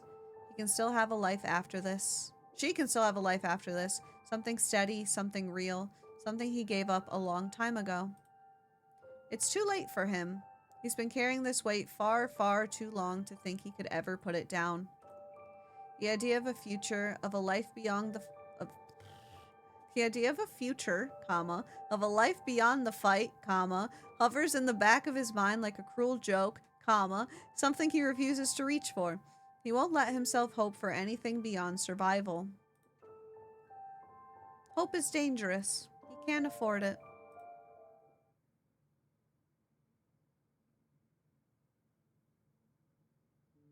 You wake to the soft light of early morning filtering through the sealed windows, a quiet stillness hanging in the air. For a moment, you let yourself... Hello. Hi, Lexy. Hi, You're Ito. so beautiful. How are you? Thank you for the biddies. Thank you. I hope you're having a good day. For a moment, you let yourself lie there, gathering the fractured pieces of last night in your mind, his warmth, the way he'd leaned into your embrace before him pulling away. The echo of it lingers, a faint ache that tightens in your chest. When you finally sit up, any trace of that moment is gone. Leon stands near the door, his back to you as he checks his gear, his movements sharp and efficient, a steely resolve masking any vulnerability he'd shown. Excuse me. He doesn't look at you, doesn't even acknowledge your presence as you rise. The contrast is jarring, the memory of last night's closeness dissolving into the cold distance of his posture. Breakfast is on the table. Eat. We need to move. You frown, an edge of frustration tugging at you. His tone is clipped, his eyes hard as he straps on his gear, every action radiating an almost palpable wall of distance. It's as if he's put up another layer of armor overnight, shutting you out entirely. Good morning to you, too.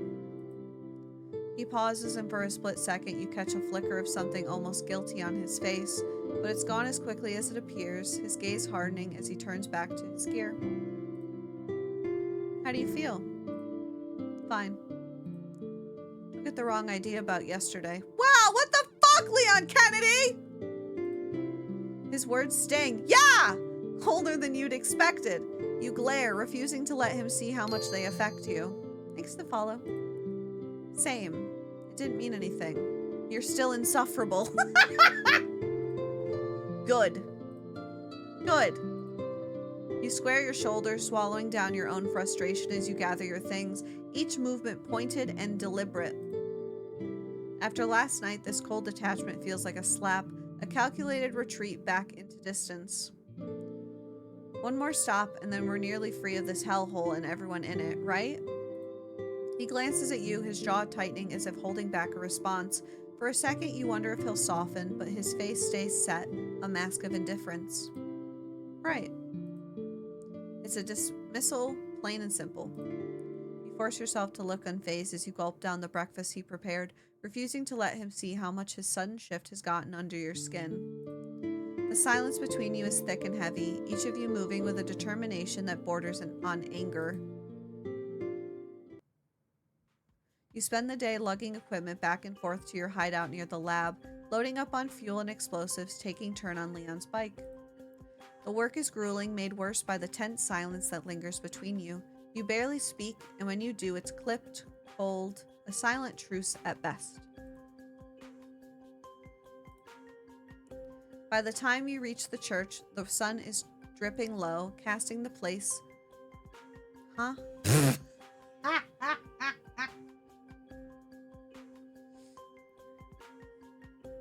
Wait, what did you put in the group chat, Oracle? What is this?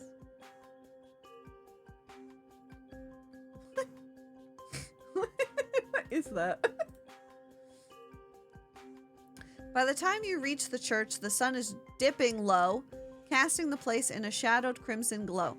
Everything feels on edge, and you can't tell if it's him or the damn mission.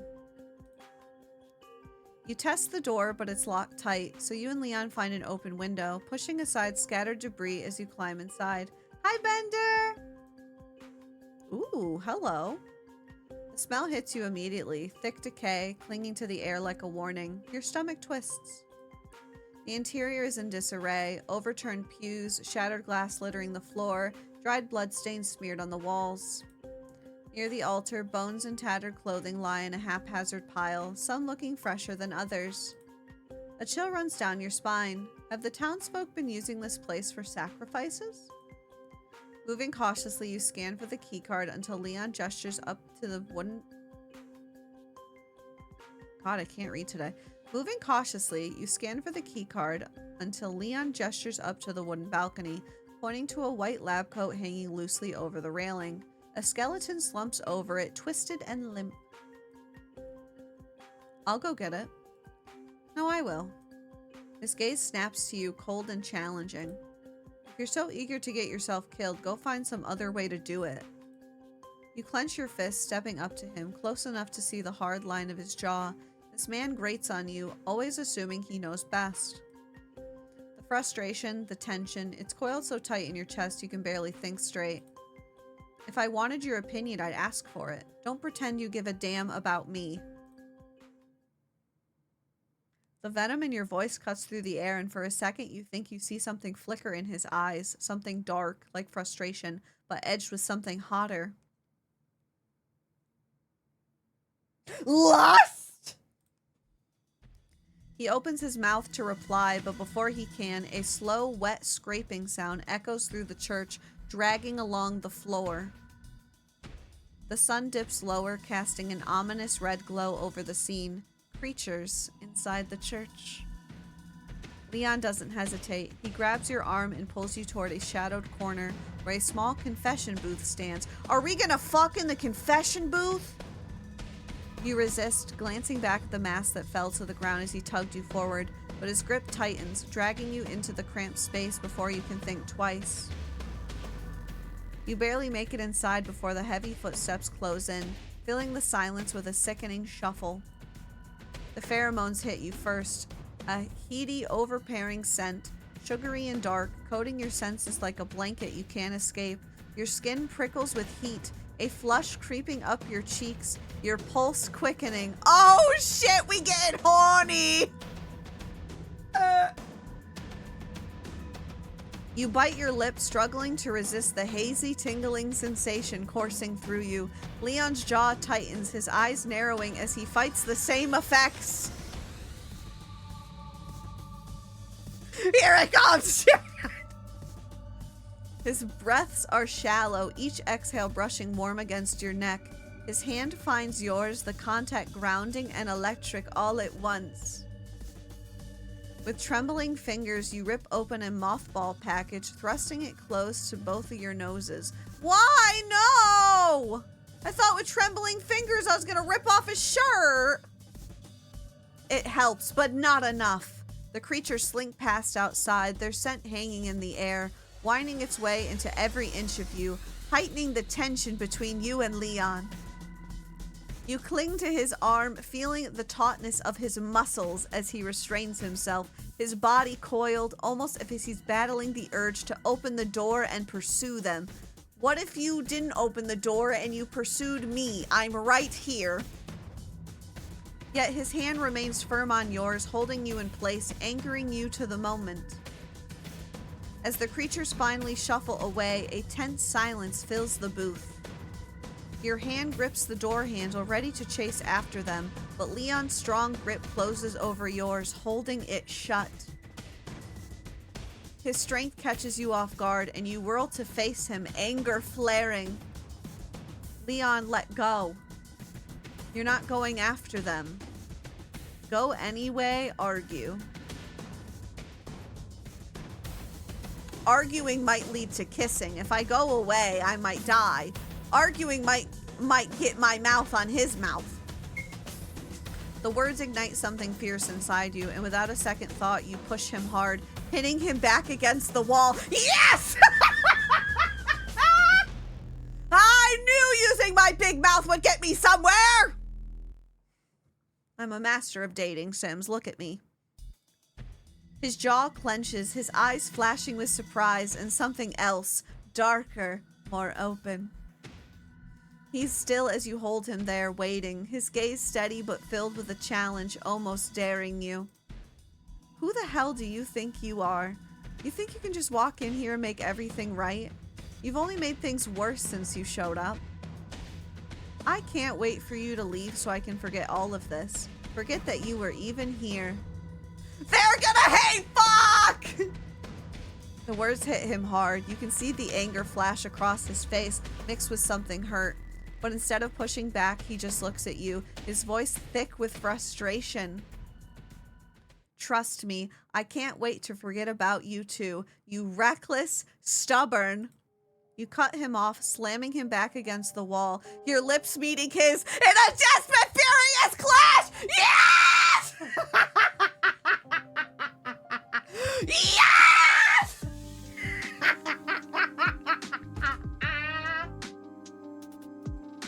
Yay! I win!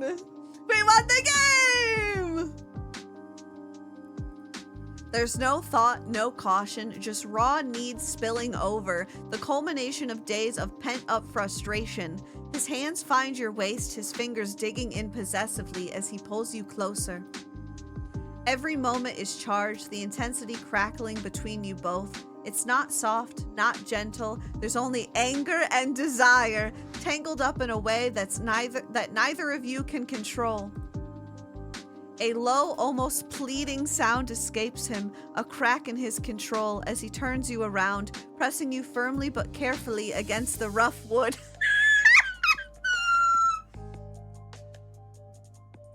In the booth!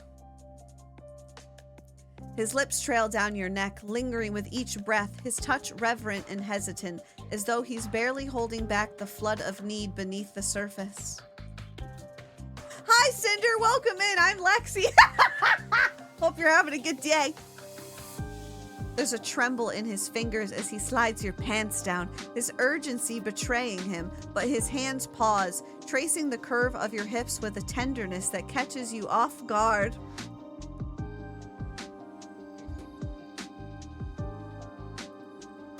Oh, shit. Guys, why does that say cock?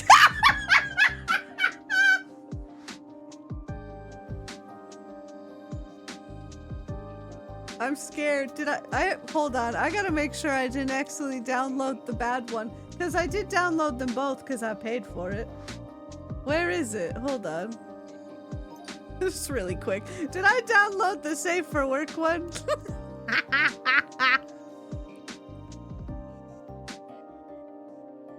I'm in Requiem's Echo. Requiem's Echo full is the one that's naughty, right?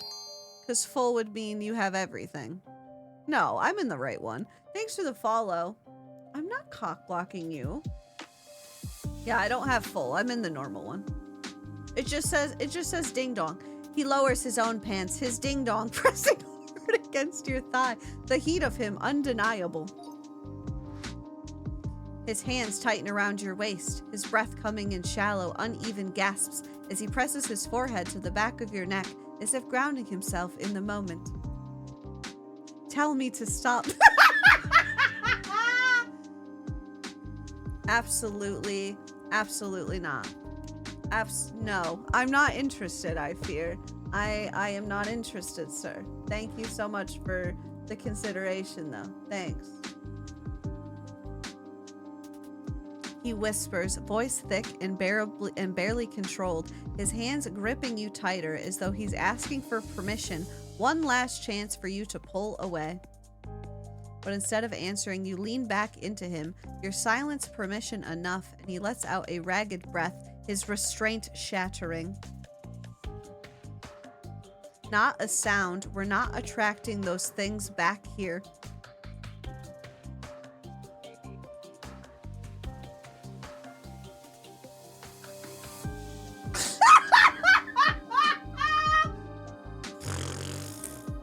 Okay, Daddy.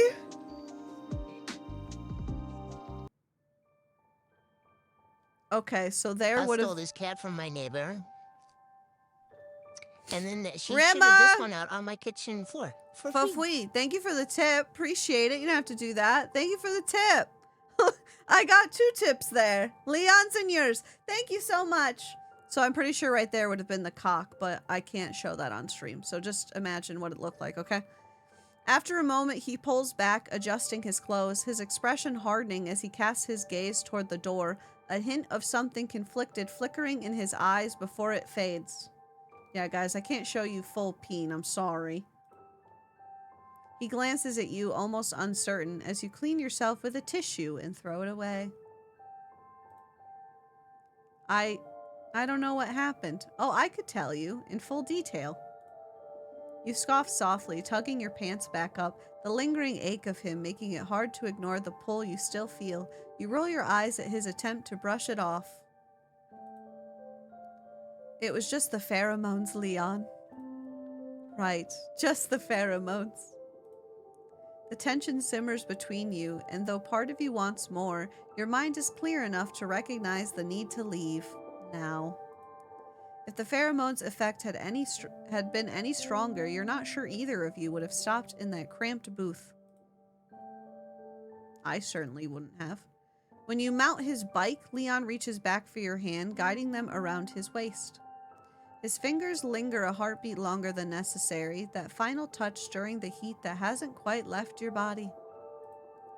You rest your cheek against his back, letting the warmth of him soak into you, a small reluctant smile hidden from his view.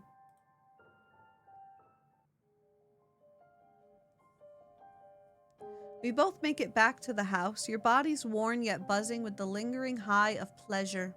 My darling, come to me. Silver! Thank you so much for the 8 months with your Prime. Welcome back. Hope you enjoy your emotes and your sub badge. Thank you. You tell yourself to forget it, to push the memory aside, but it clings to you, refusing to fade. The two of you stand in the quiet, a small distance between you, but the tension is thick like an unspoken pull, drawing you back toward each other. Your eyes meet briefly before both of you look away, awkward and uncertain. The silence presses down, broken only by the sound of your breaths. My You shift. darling, come to me. Cinder, thank you for the Prime sub. Welcome in. I hope you enjoy your emotes and your sub badge. Thank you so much for the Prime. That means a lot. Thank you. You shift trying to focus, but your mind keeps slipping back to him, hyper aware of his presence, his closeness, the memory of his touch still vivid in your mind. So, who gets first watch? Neither of you are looking at each other. My darling, come to me. Crazy! Thank you for the Prime sub! Welcome in. I hope you enjoy emotes and your sub badge.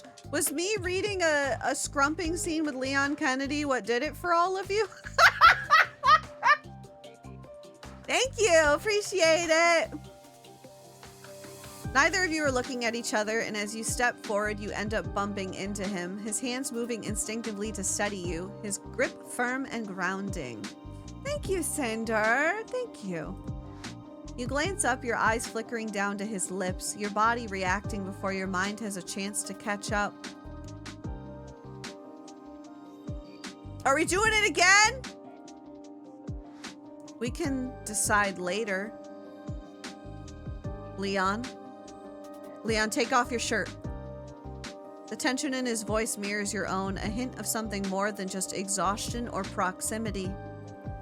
Your gaze settles on his mouth, and he hesitates only a moment before leaning in, closing the space between you.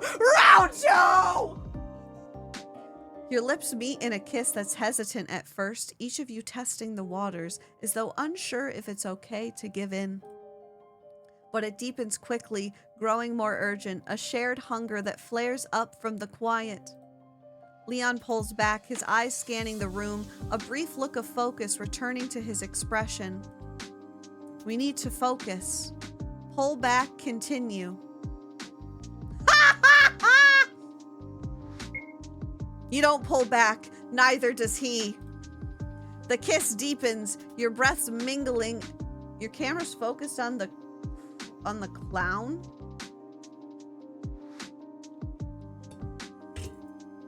Get out of here. I'm the star of the show, bitch. Get out of here. The kiss deepens, your breath mingling as the urgency builds, the tension stretching until it's almost unbearable. You press closer, feeling the heat radiate between you, but a faint noise breaks through the haze, a quiet shuffling sound from one of the back rooms. Why is there always a zombie when I'm trying to get dick down? Can't a girl just get dick down in apocalypse in peace? This is the exact opposite conversation from yesterday, where I was complaining about the people in A Quiet Place getting pregnant, and I was like, what are you doing? What are you doing during this apocalypse? And I was like, what? Stop it. And today, it's still blurry.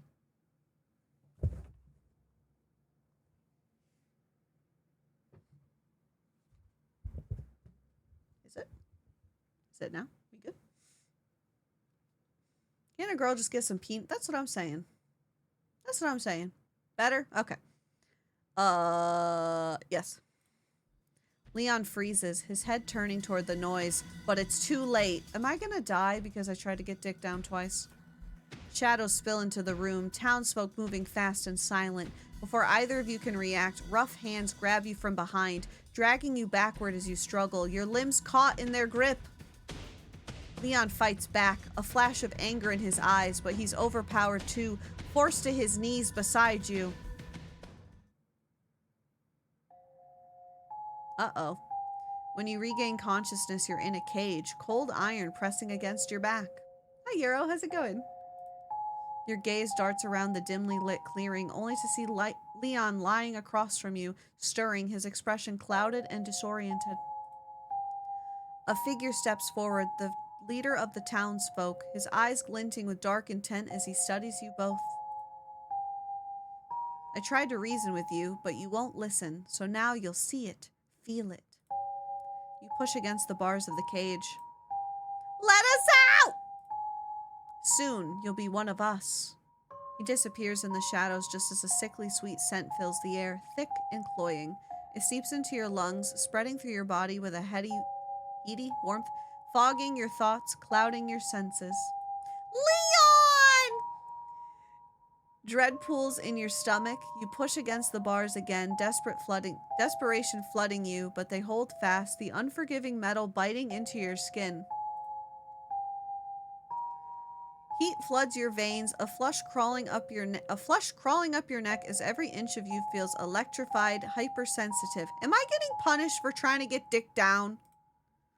You push against the bars, instinctively trying to get closer to the source of the scent, but the cage holds firm. Thanks for the follow. Frustration and desire mix, intensifying with every breath as the scent works its way through you, impossible to resist. Your gaze falls on Leon, and you see he's affected too, his body tense, shivering as he grips the bar, his chest heaving. His gaze His gaze meets yours, his eyes dark and filled with the same aching need. He fights it, jaw clenched, but you can see it's only a matter of time before the pheromones overwhelm him completely. The primal urge to move, to feel, is consuming, and when the need to follow the creatures finally subsides, a different heat takes its place, pulsing through you, desperate for release. Your body is too hot, every nerve straining, and you turn to Leon, feeling the pull of him, the closeness between you, the only relief from the unbearable ache.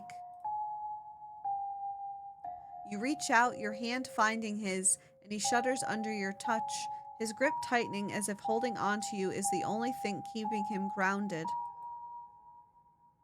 I can't take it anymore. I need you. Baby, this is not the time. We are in a cage. Leon, we're in a cage, baby. I don't know. We're in the middle of the woods.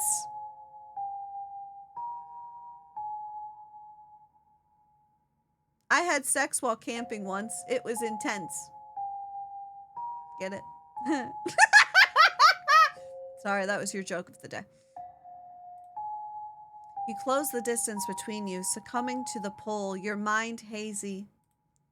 In that moment, nothing else matters. Not the cage, not the watching eyes, not the twisted situation you find yourselves in. There's only you and him, lost in the heat that won't fade.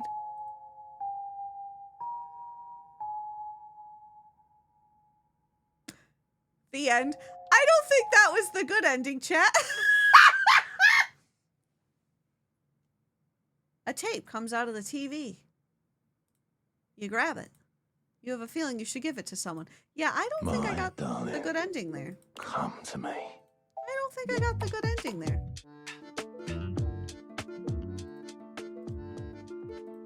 Oh, man. Ingo, thank you for the 9. I hope you enjoyed the tape. Oh, man.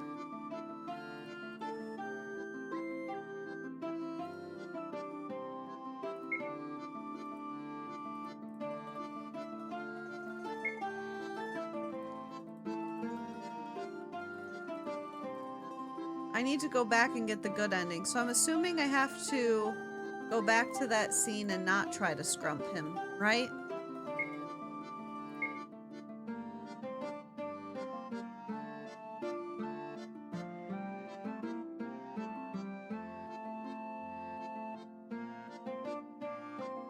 I'm gonna guess 13 is the right. Could not loaf. Why? Why? Okay, I'll just go to 11 and skip. That's fine. Okay, we have to go through the scrump really fast again.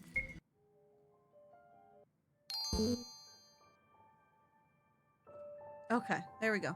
Thanks for the follow. Gotta go by again. Oh, darn. Scrump again. Okay.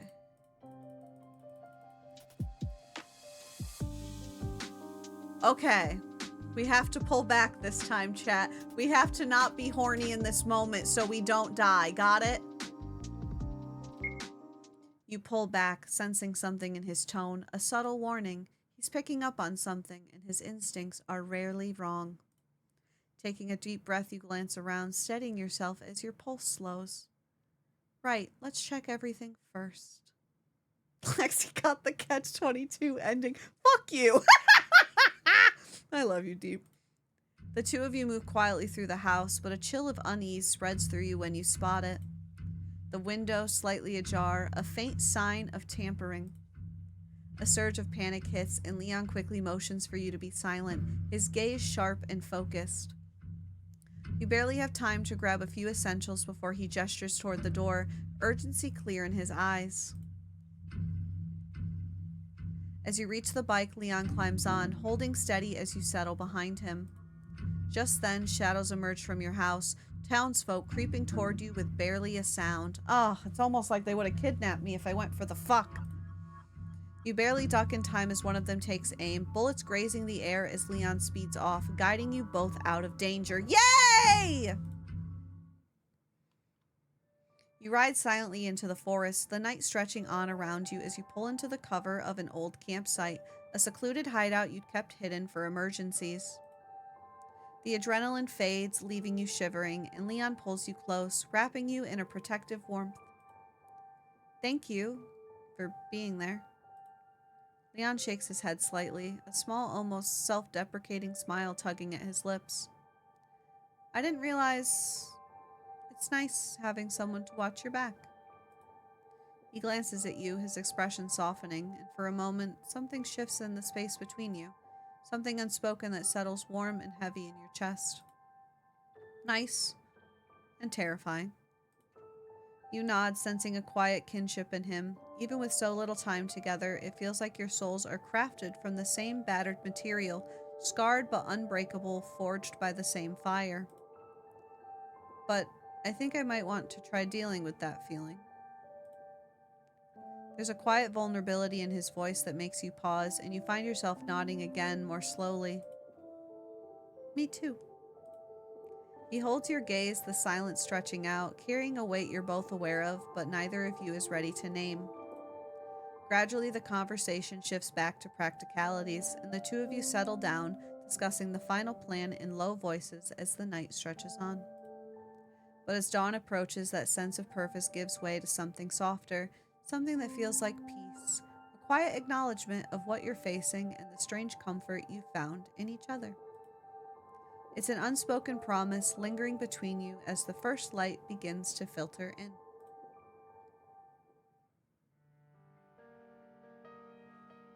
The day has finally come. You spent what feels like a lifetime preparing for this, scavenging supplies, gathering weapons, and planning every possible step. On the way there, you even ran into a strange merchant, as if he'd appeared out of thin air. Did he look like Toad? Because that's what he looked like in my last Resident Evil run. Where are you buying? He was selling Molotov cocktails and incendiary grenades, and you still have no idea where he came from, or where he disappeared to afterward. Now with everything you've acquired stashed in worn duffel bags, you approach the lab, Leon walking beside you in tense silence. Hi, Buzzle! The air feels charged, the kind of stillness that presses down on you, like the world itself knows that something is about to end. Today is the final day. One way or another, it'll all be over. You sure about this? Last chance to turn back? You nod, tightening your grip on your pendant. There's no need to say it, you're beyond turning back now. You spent too long fighting to end this nightmare. Pretty sure that probably said not to end this nightmare, and I just read it wrong. Anyway, at last you'll fulfill your promise. Here goes nothing. Or, you know, everything. With a swift practiced motion, Leon uses the keycard on the rusted door. It swings open with a groan, and you step into the darkness of the lab, the stale air thick with decay and memories. Leon murmurs into his radio, requesting directions, his voice low and controlled. Then, together, you step into the darkness of the lab, your senses on high alert. The tunnels are dimly lit, shadows pooling in every corner, and it isn't long before the creatures start to emerge, drawn by the scent of the living. You and Leon fall into sync immediately, wielding fire and steel like extensions of yourselves. The flamethrower roars to life, bathing the corridors in flickering orange as you burn through the waves of creatures that come at you, one after another. Their shrieks fill the narrow space, echoing off the walls, but you don't hesitate. You push forward, side by side, determined to see this through. In one of the tunnels, Leon stumbles upon the remains of the team he'd been searching for. They didn't make it. A grim realization hardens his expression, and something fierce flickers in his eyes. With renewed fury, he presses forward, his strikes becoming sharper, his movements more aggressive, as if each creature he cuts down might somehow make up for their loss. Finally, you reach the nest. It's a massive cavern, the walls crawling with sickly pale forms of creatures, their larvae pulsing in clusters like grotesque flowers. Gross. The sight makes your skin crawl, but you steel yourself, knowing this is the heart of it all. This is what needs to be destroyed.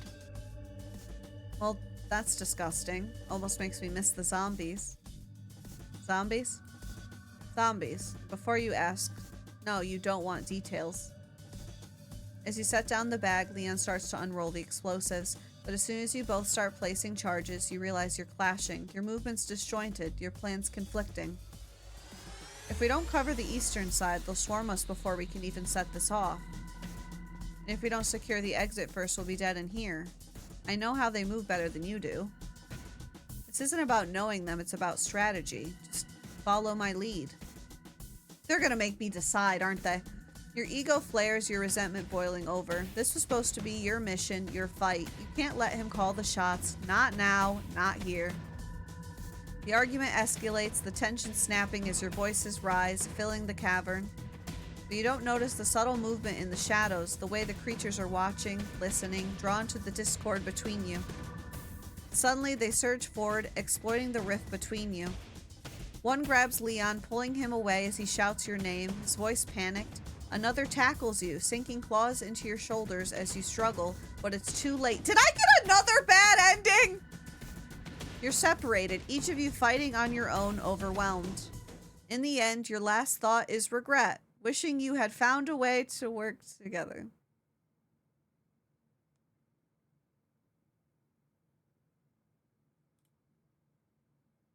But that chance is gone now, swallowed by darkness.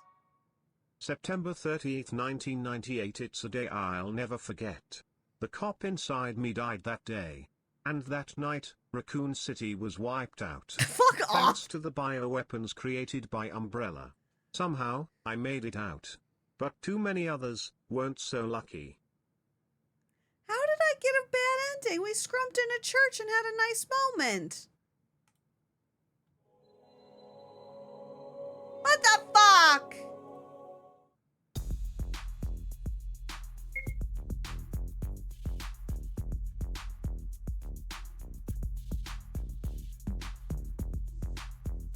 Do I have to not scrump in the church? Is scrumping in a church not the option? Aw, man.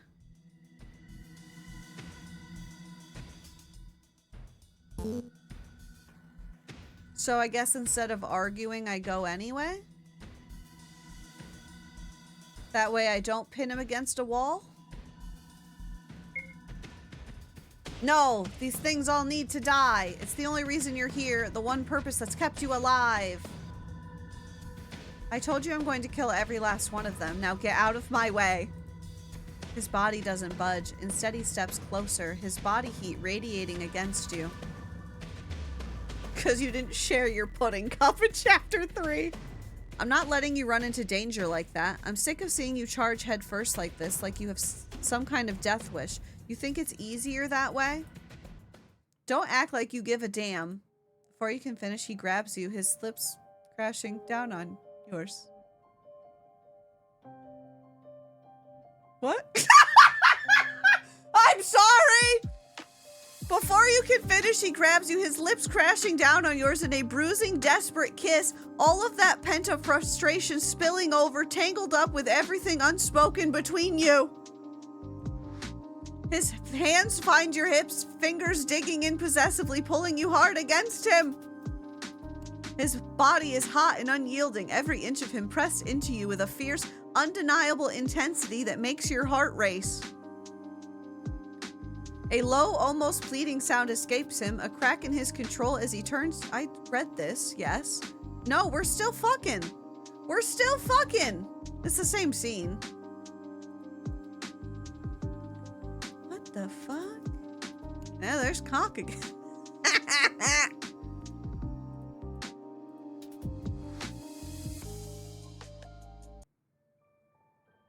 Well, okay.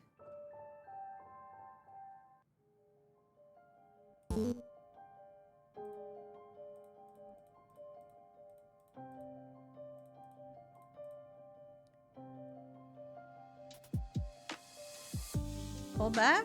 Again?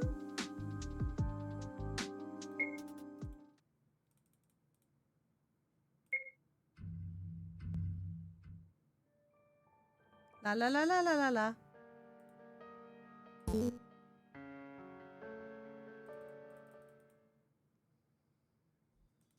La la la la la la la.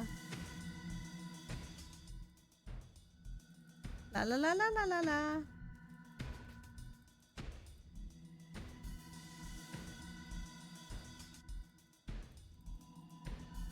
I think we still die here.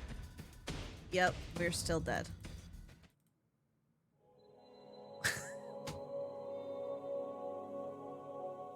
Or nor, chat!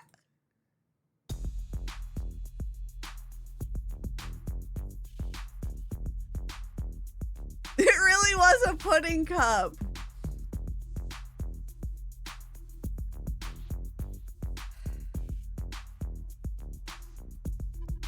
We're ending up in circles. Hold on. I think there's a guide always that tells you what to do in case you get stuck.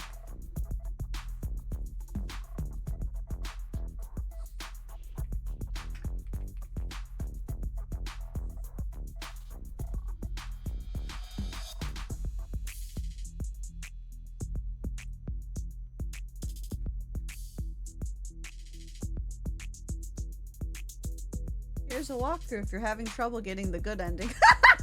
Perfect.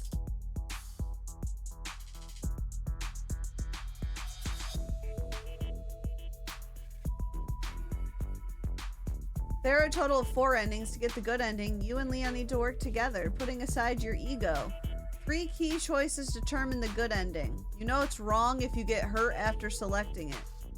Oh my god, I literally have to do all of 3 of them. My darling, come to me. Fuck. Mari, thanks for 12. Welcome back. With your emotes and your sub badge. So at the construction site, I was correct. At the fire station, I was not.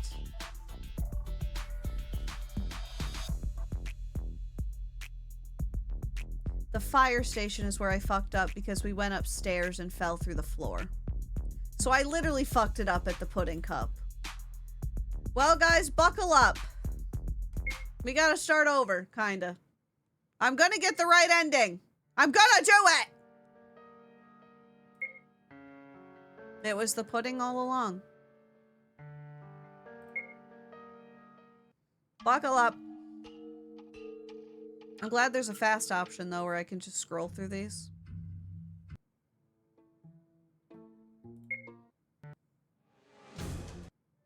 La la la la la la la. It's my fault. I'll just blame myself this time. La la la la la la la.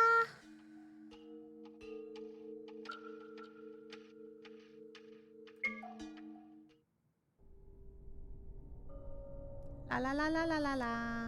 I know, pudding cup. God damn the pudding cup. I know, soft locked at Krauser all over again. Oh man. Okay, so we'll just do this in the same order. We'll do the fire station. Follow my gut. We are not, I am not falling through the floor. I have to follow my gut. Hi, Mystic.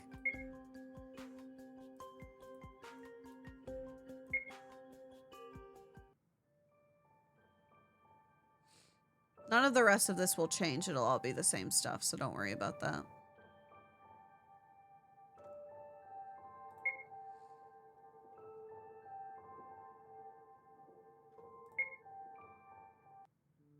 La la la la la la la.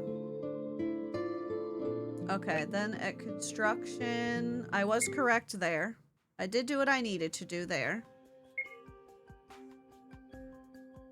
Shirtless.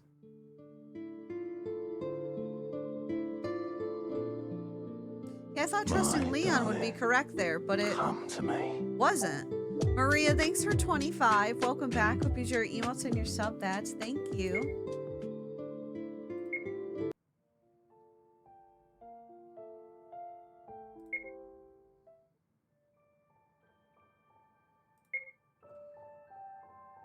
Do do do do do do do.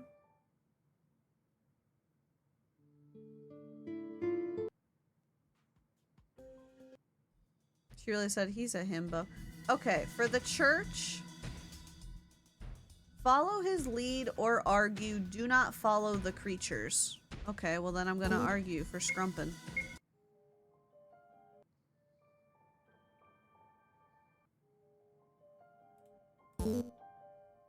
Okay.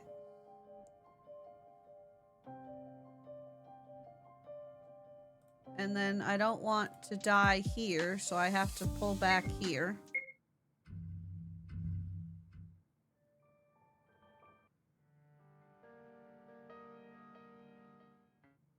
Okay, ready everybody? Let's see if this will give us the good ending. Finally, you reach the nest. For the first time, right everybody? It's a massive cavern, the walls crawling with the sickly pale forms of the creatures, their larvae pulsing in clusters like grotesque flowers.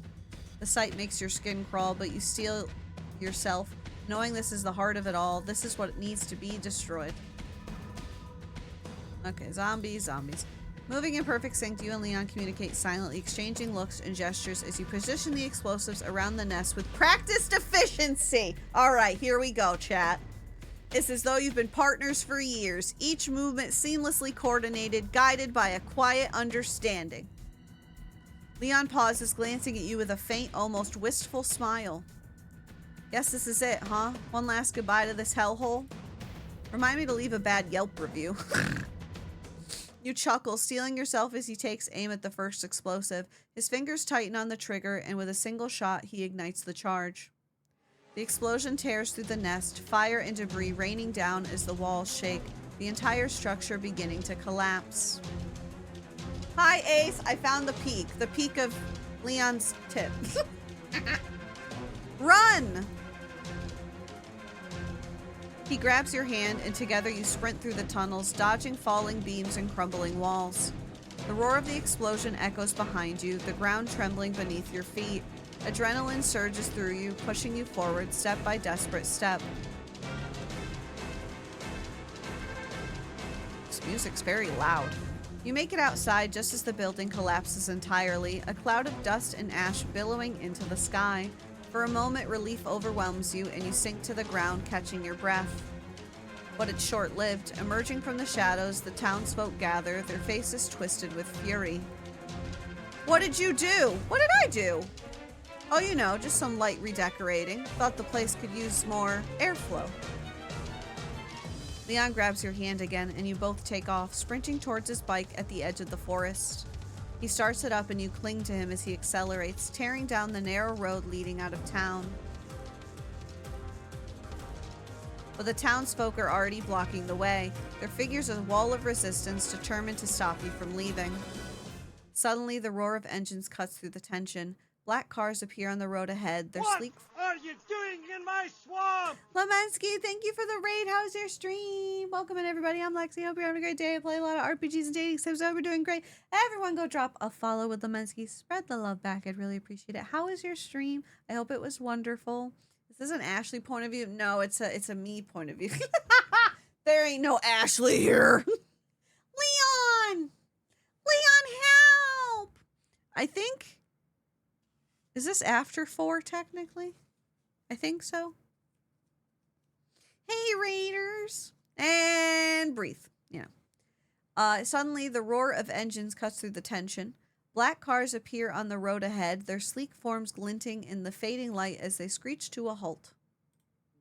Yeah, he mentioned Spain, so it's after 4 for sure. Reinforcements spill out, armed agents and soldiers surrounding you both. Well, look at that. Fashionably late as usual. Nice of them to show up after we did all the hard work. Oh, I'm glad, Lemensky. Stream's going good, thank you. I'm glad you had a good stream today. Thank you for the raid, it means a lot. The townsfolk falter, their expressions shifting to fear as they realize they're outmatched. Within moments, they scatter, disappearing into the alleys and shadows. A shaky sigh escapes you, the tension in your body finally loosening as safety settles over you, tangible and real. You get off the bike and look over at Leon, equally exhausted but relieved, the weight of the mission's end pressing down on both of you. The agents will take care of everything now. It's over. You reach for the pendant around your neck, kissing it gently, a silent tribute to the journey that brought you here. You made it. You survived. I totally get that, Lemensky. But as the adrenaline fades, a new kind of fear begins to creep in, a fear of the unknown, of what lies beyond this moment. What now? The words linger in the air, uncertain. The life you once knew feels like a distant memory, and an ache builds in your chest as you realize there's nothing left to return to. Leon's gaze softens as he extends his hand towards you, offering a gentle, reassuring smile. Well, I hear boring is all the rage these days. Want to give it a try? I can show you what it means to be normal again. You raise an eyebrow, a faint smile tugging at your lips. As if you know what that means.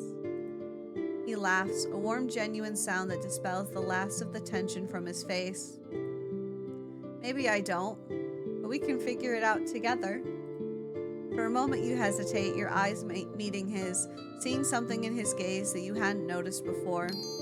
A promise, a shared understanding of what you've both endured and what might lie ahead.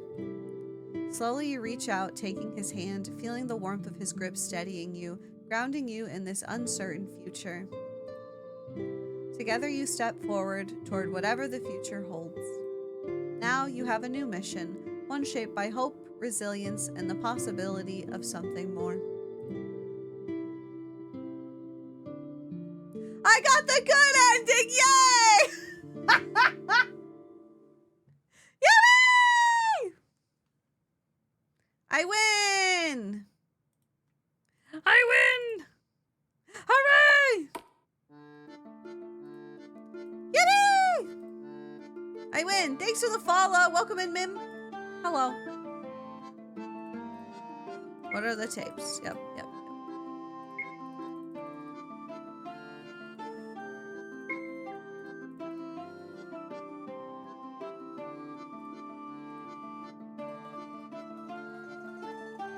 What is this one then? Oh. Yippee! I know, we should have got a yippee emo. Why didn't I do that?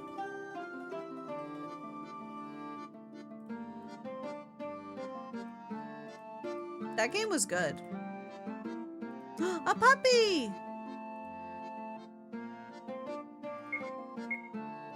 Oh, if you want to join the crew, it takes you to Patreon. That's dope. Yippee! What's this? Oh wait, isn't this where you see the dick and balls?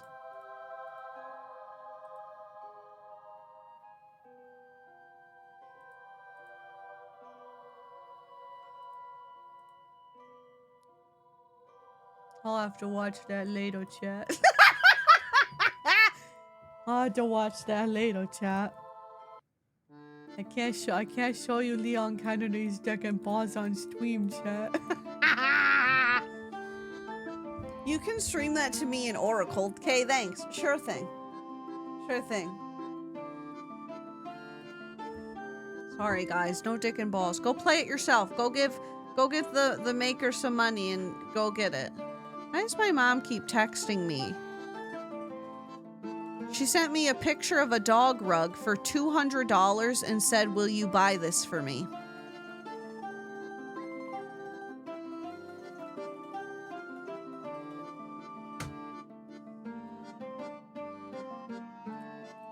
Yeah, Mom, I'll get fucking right on that. Thanks. Appreciate it.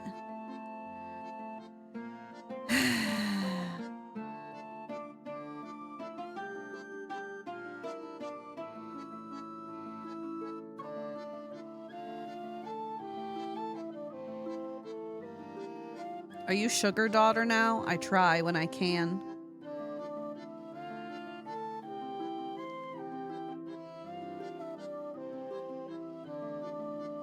Dog rug on throne. Well, that was a fun game. I hope you all had fun watching it. Honestly, I had a lot of fun. That was very, very well done. We played the other one. We played the lads one, which was also very good. So I'm not surprised that this one was awesome, but I loved this one.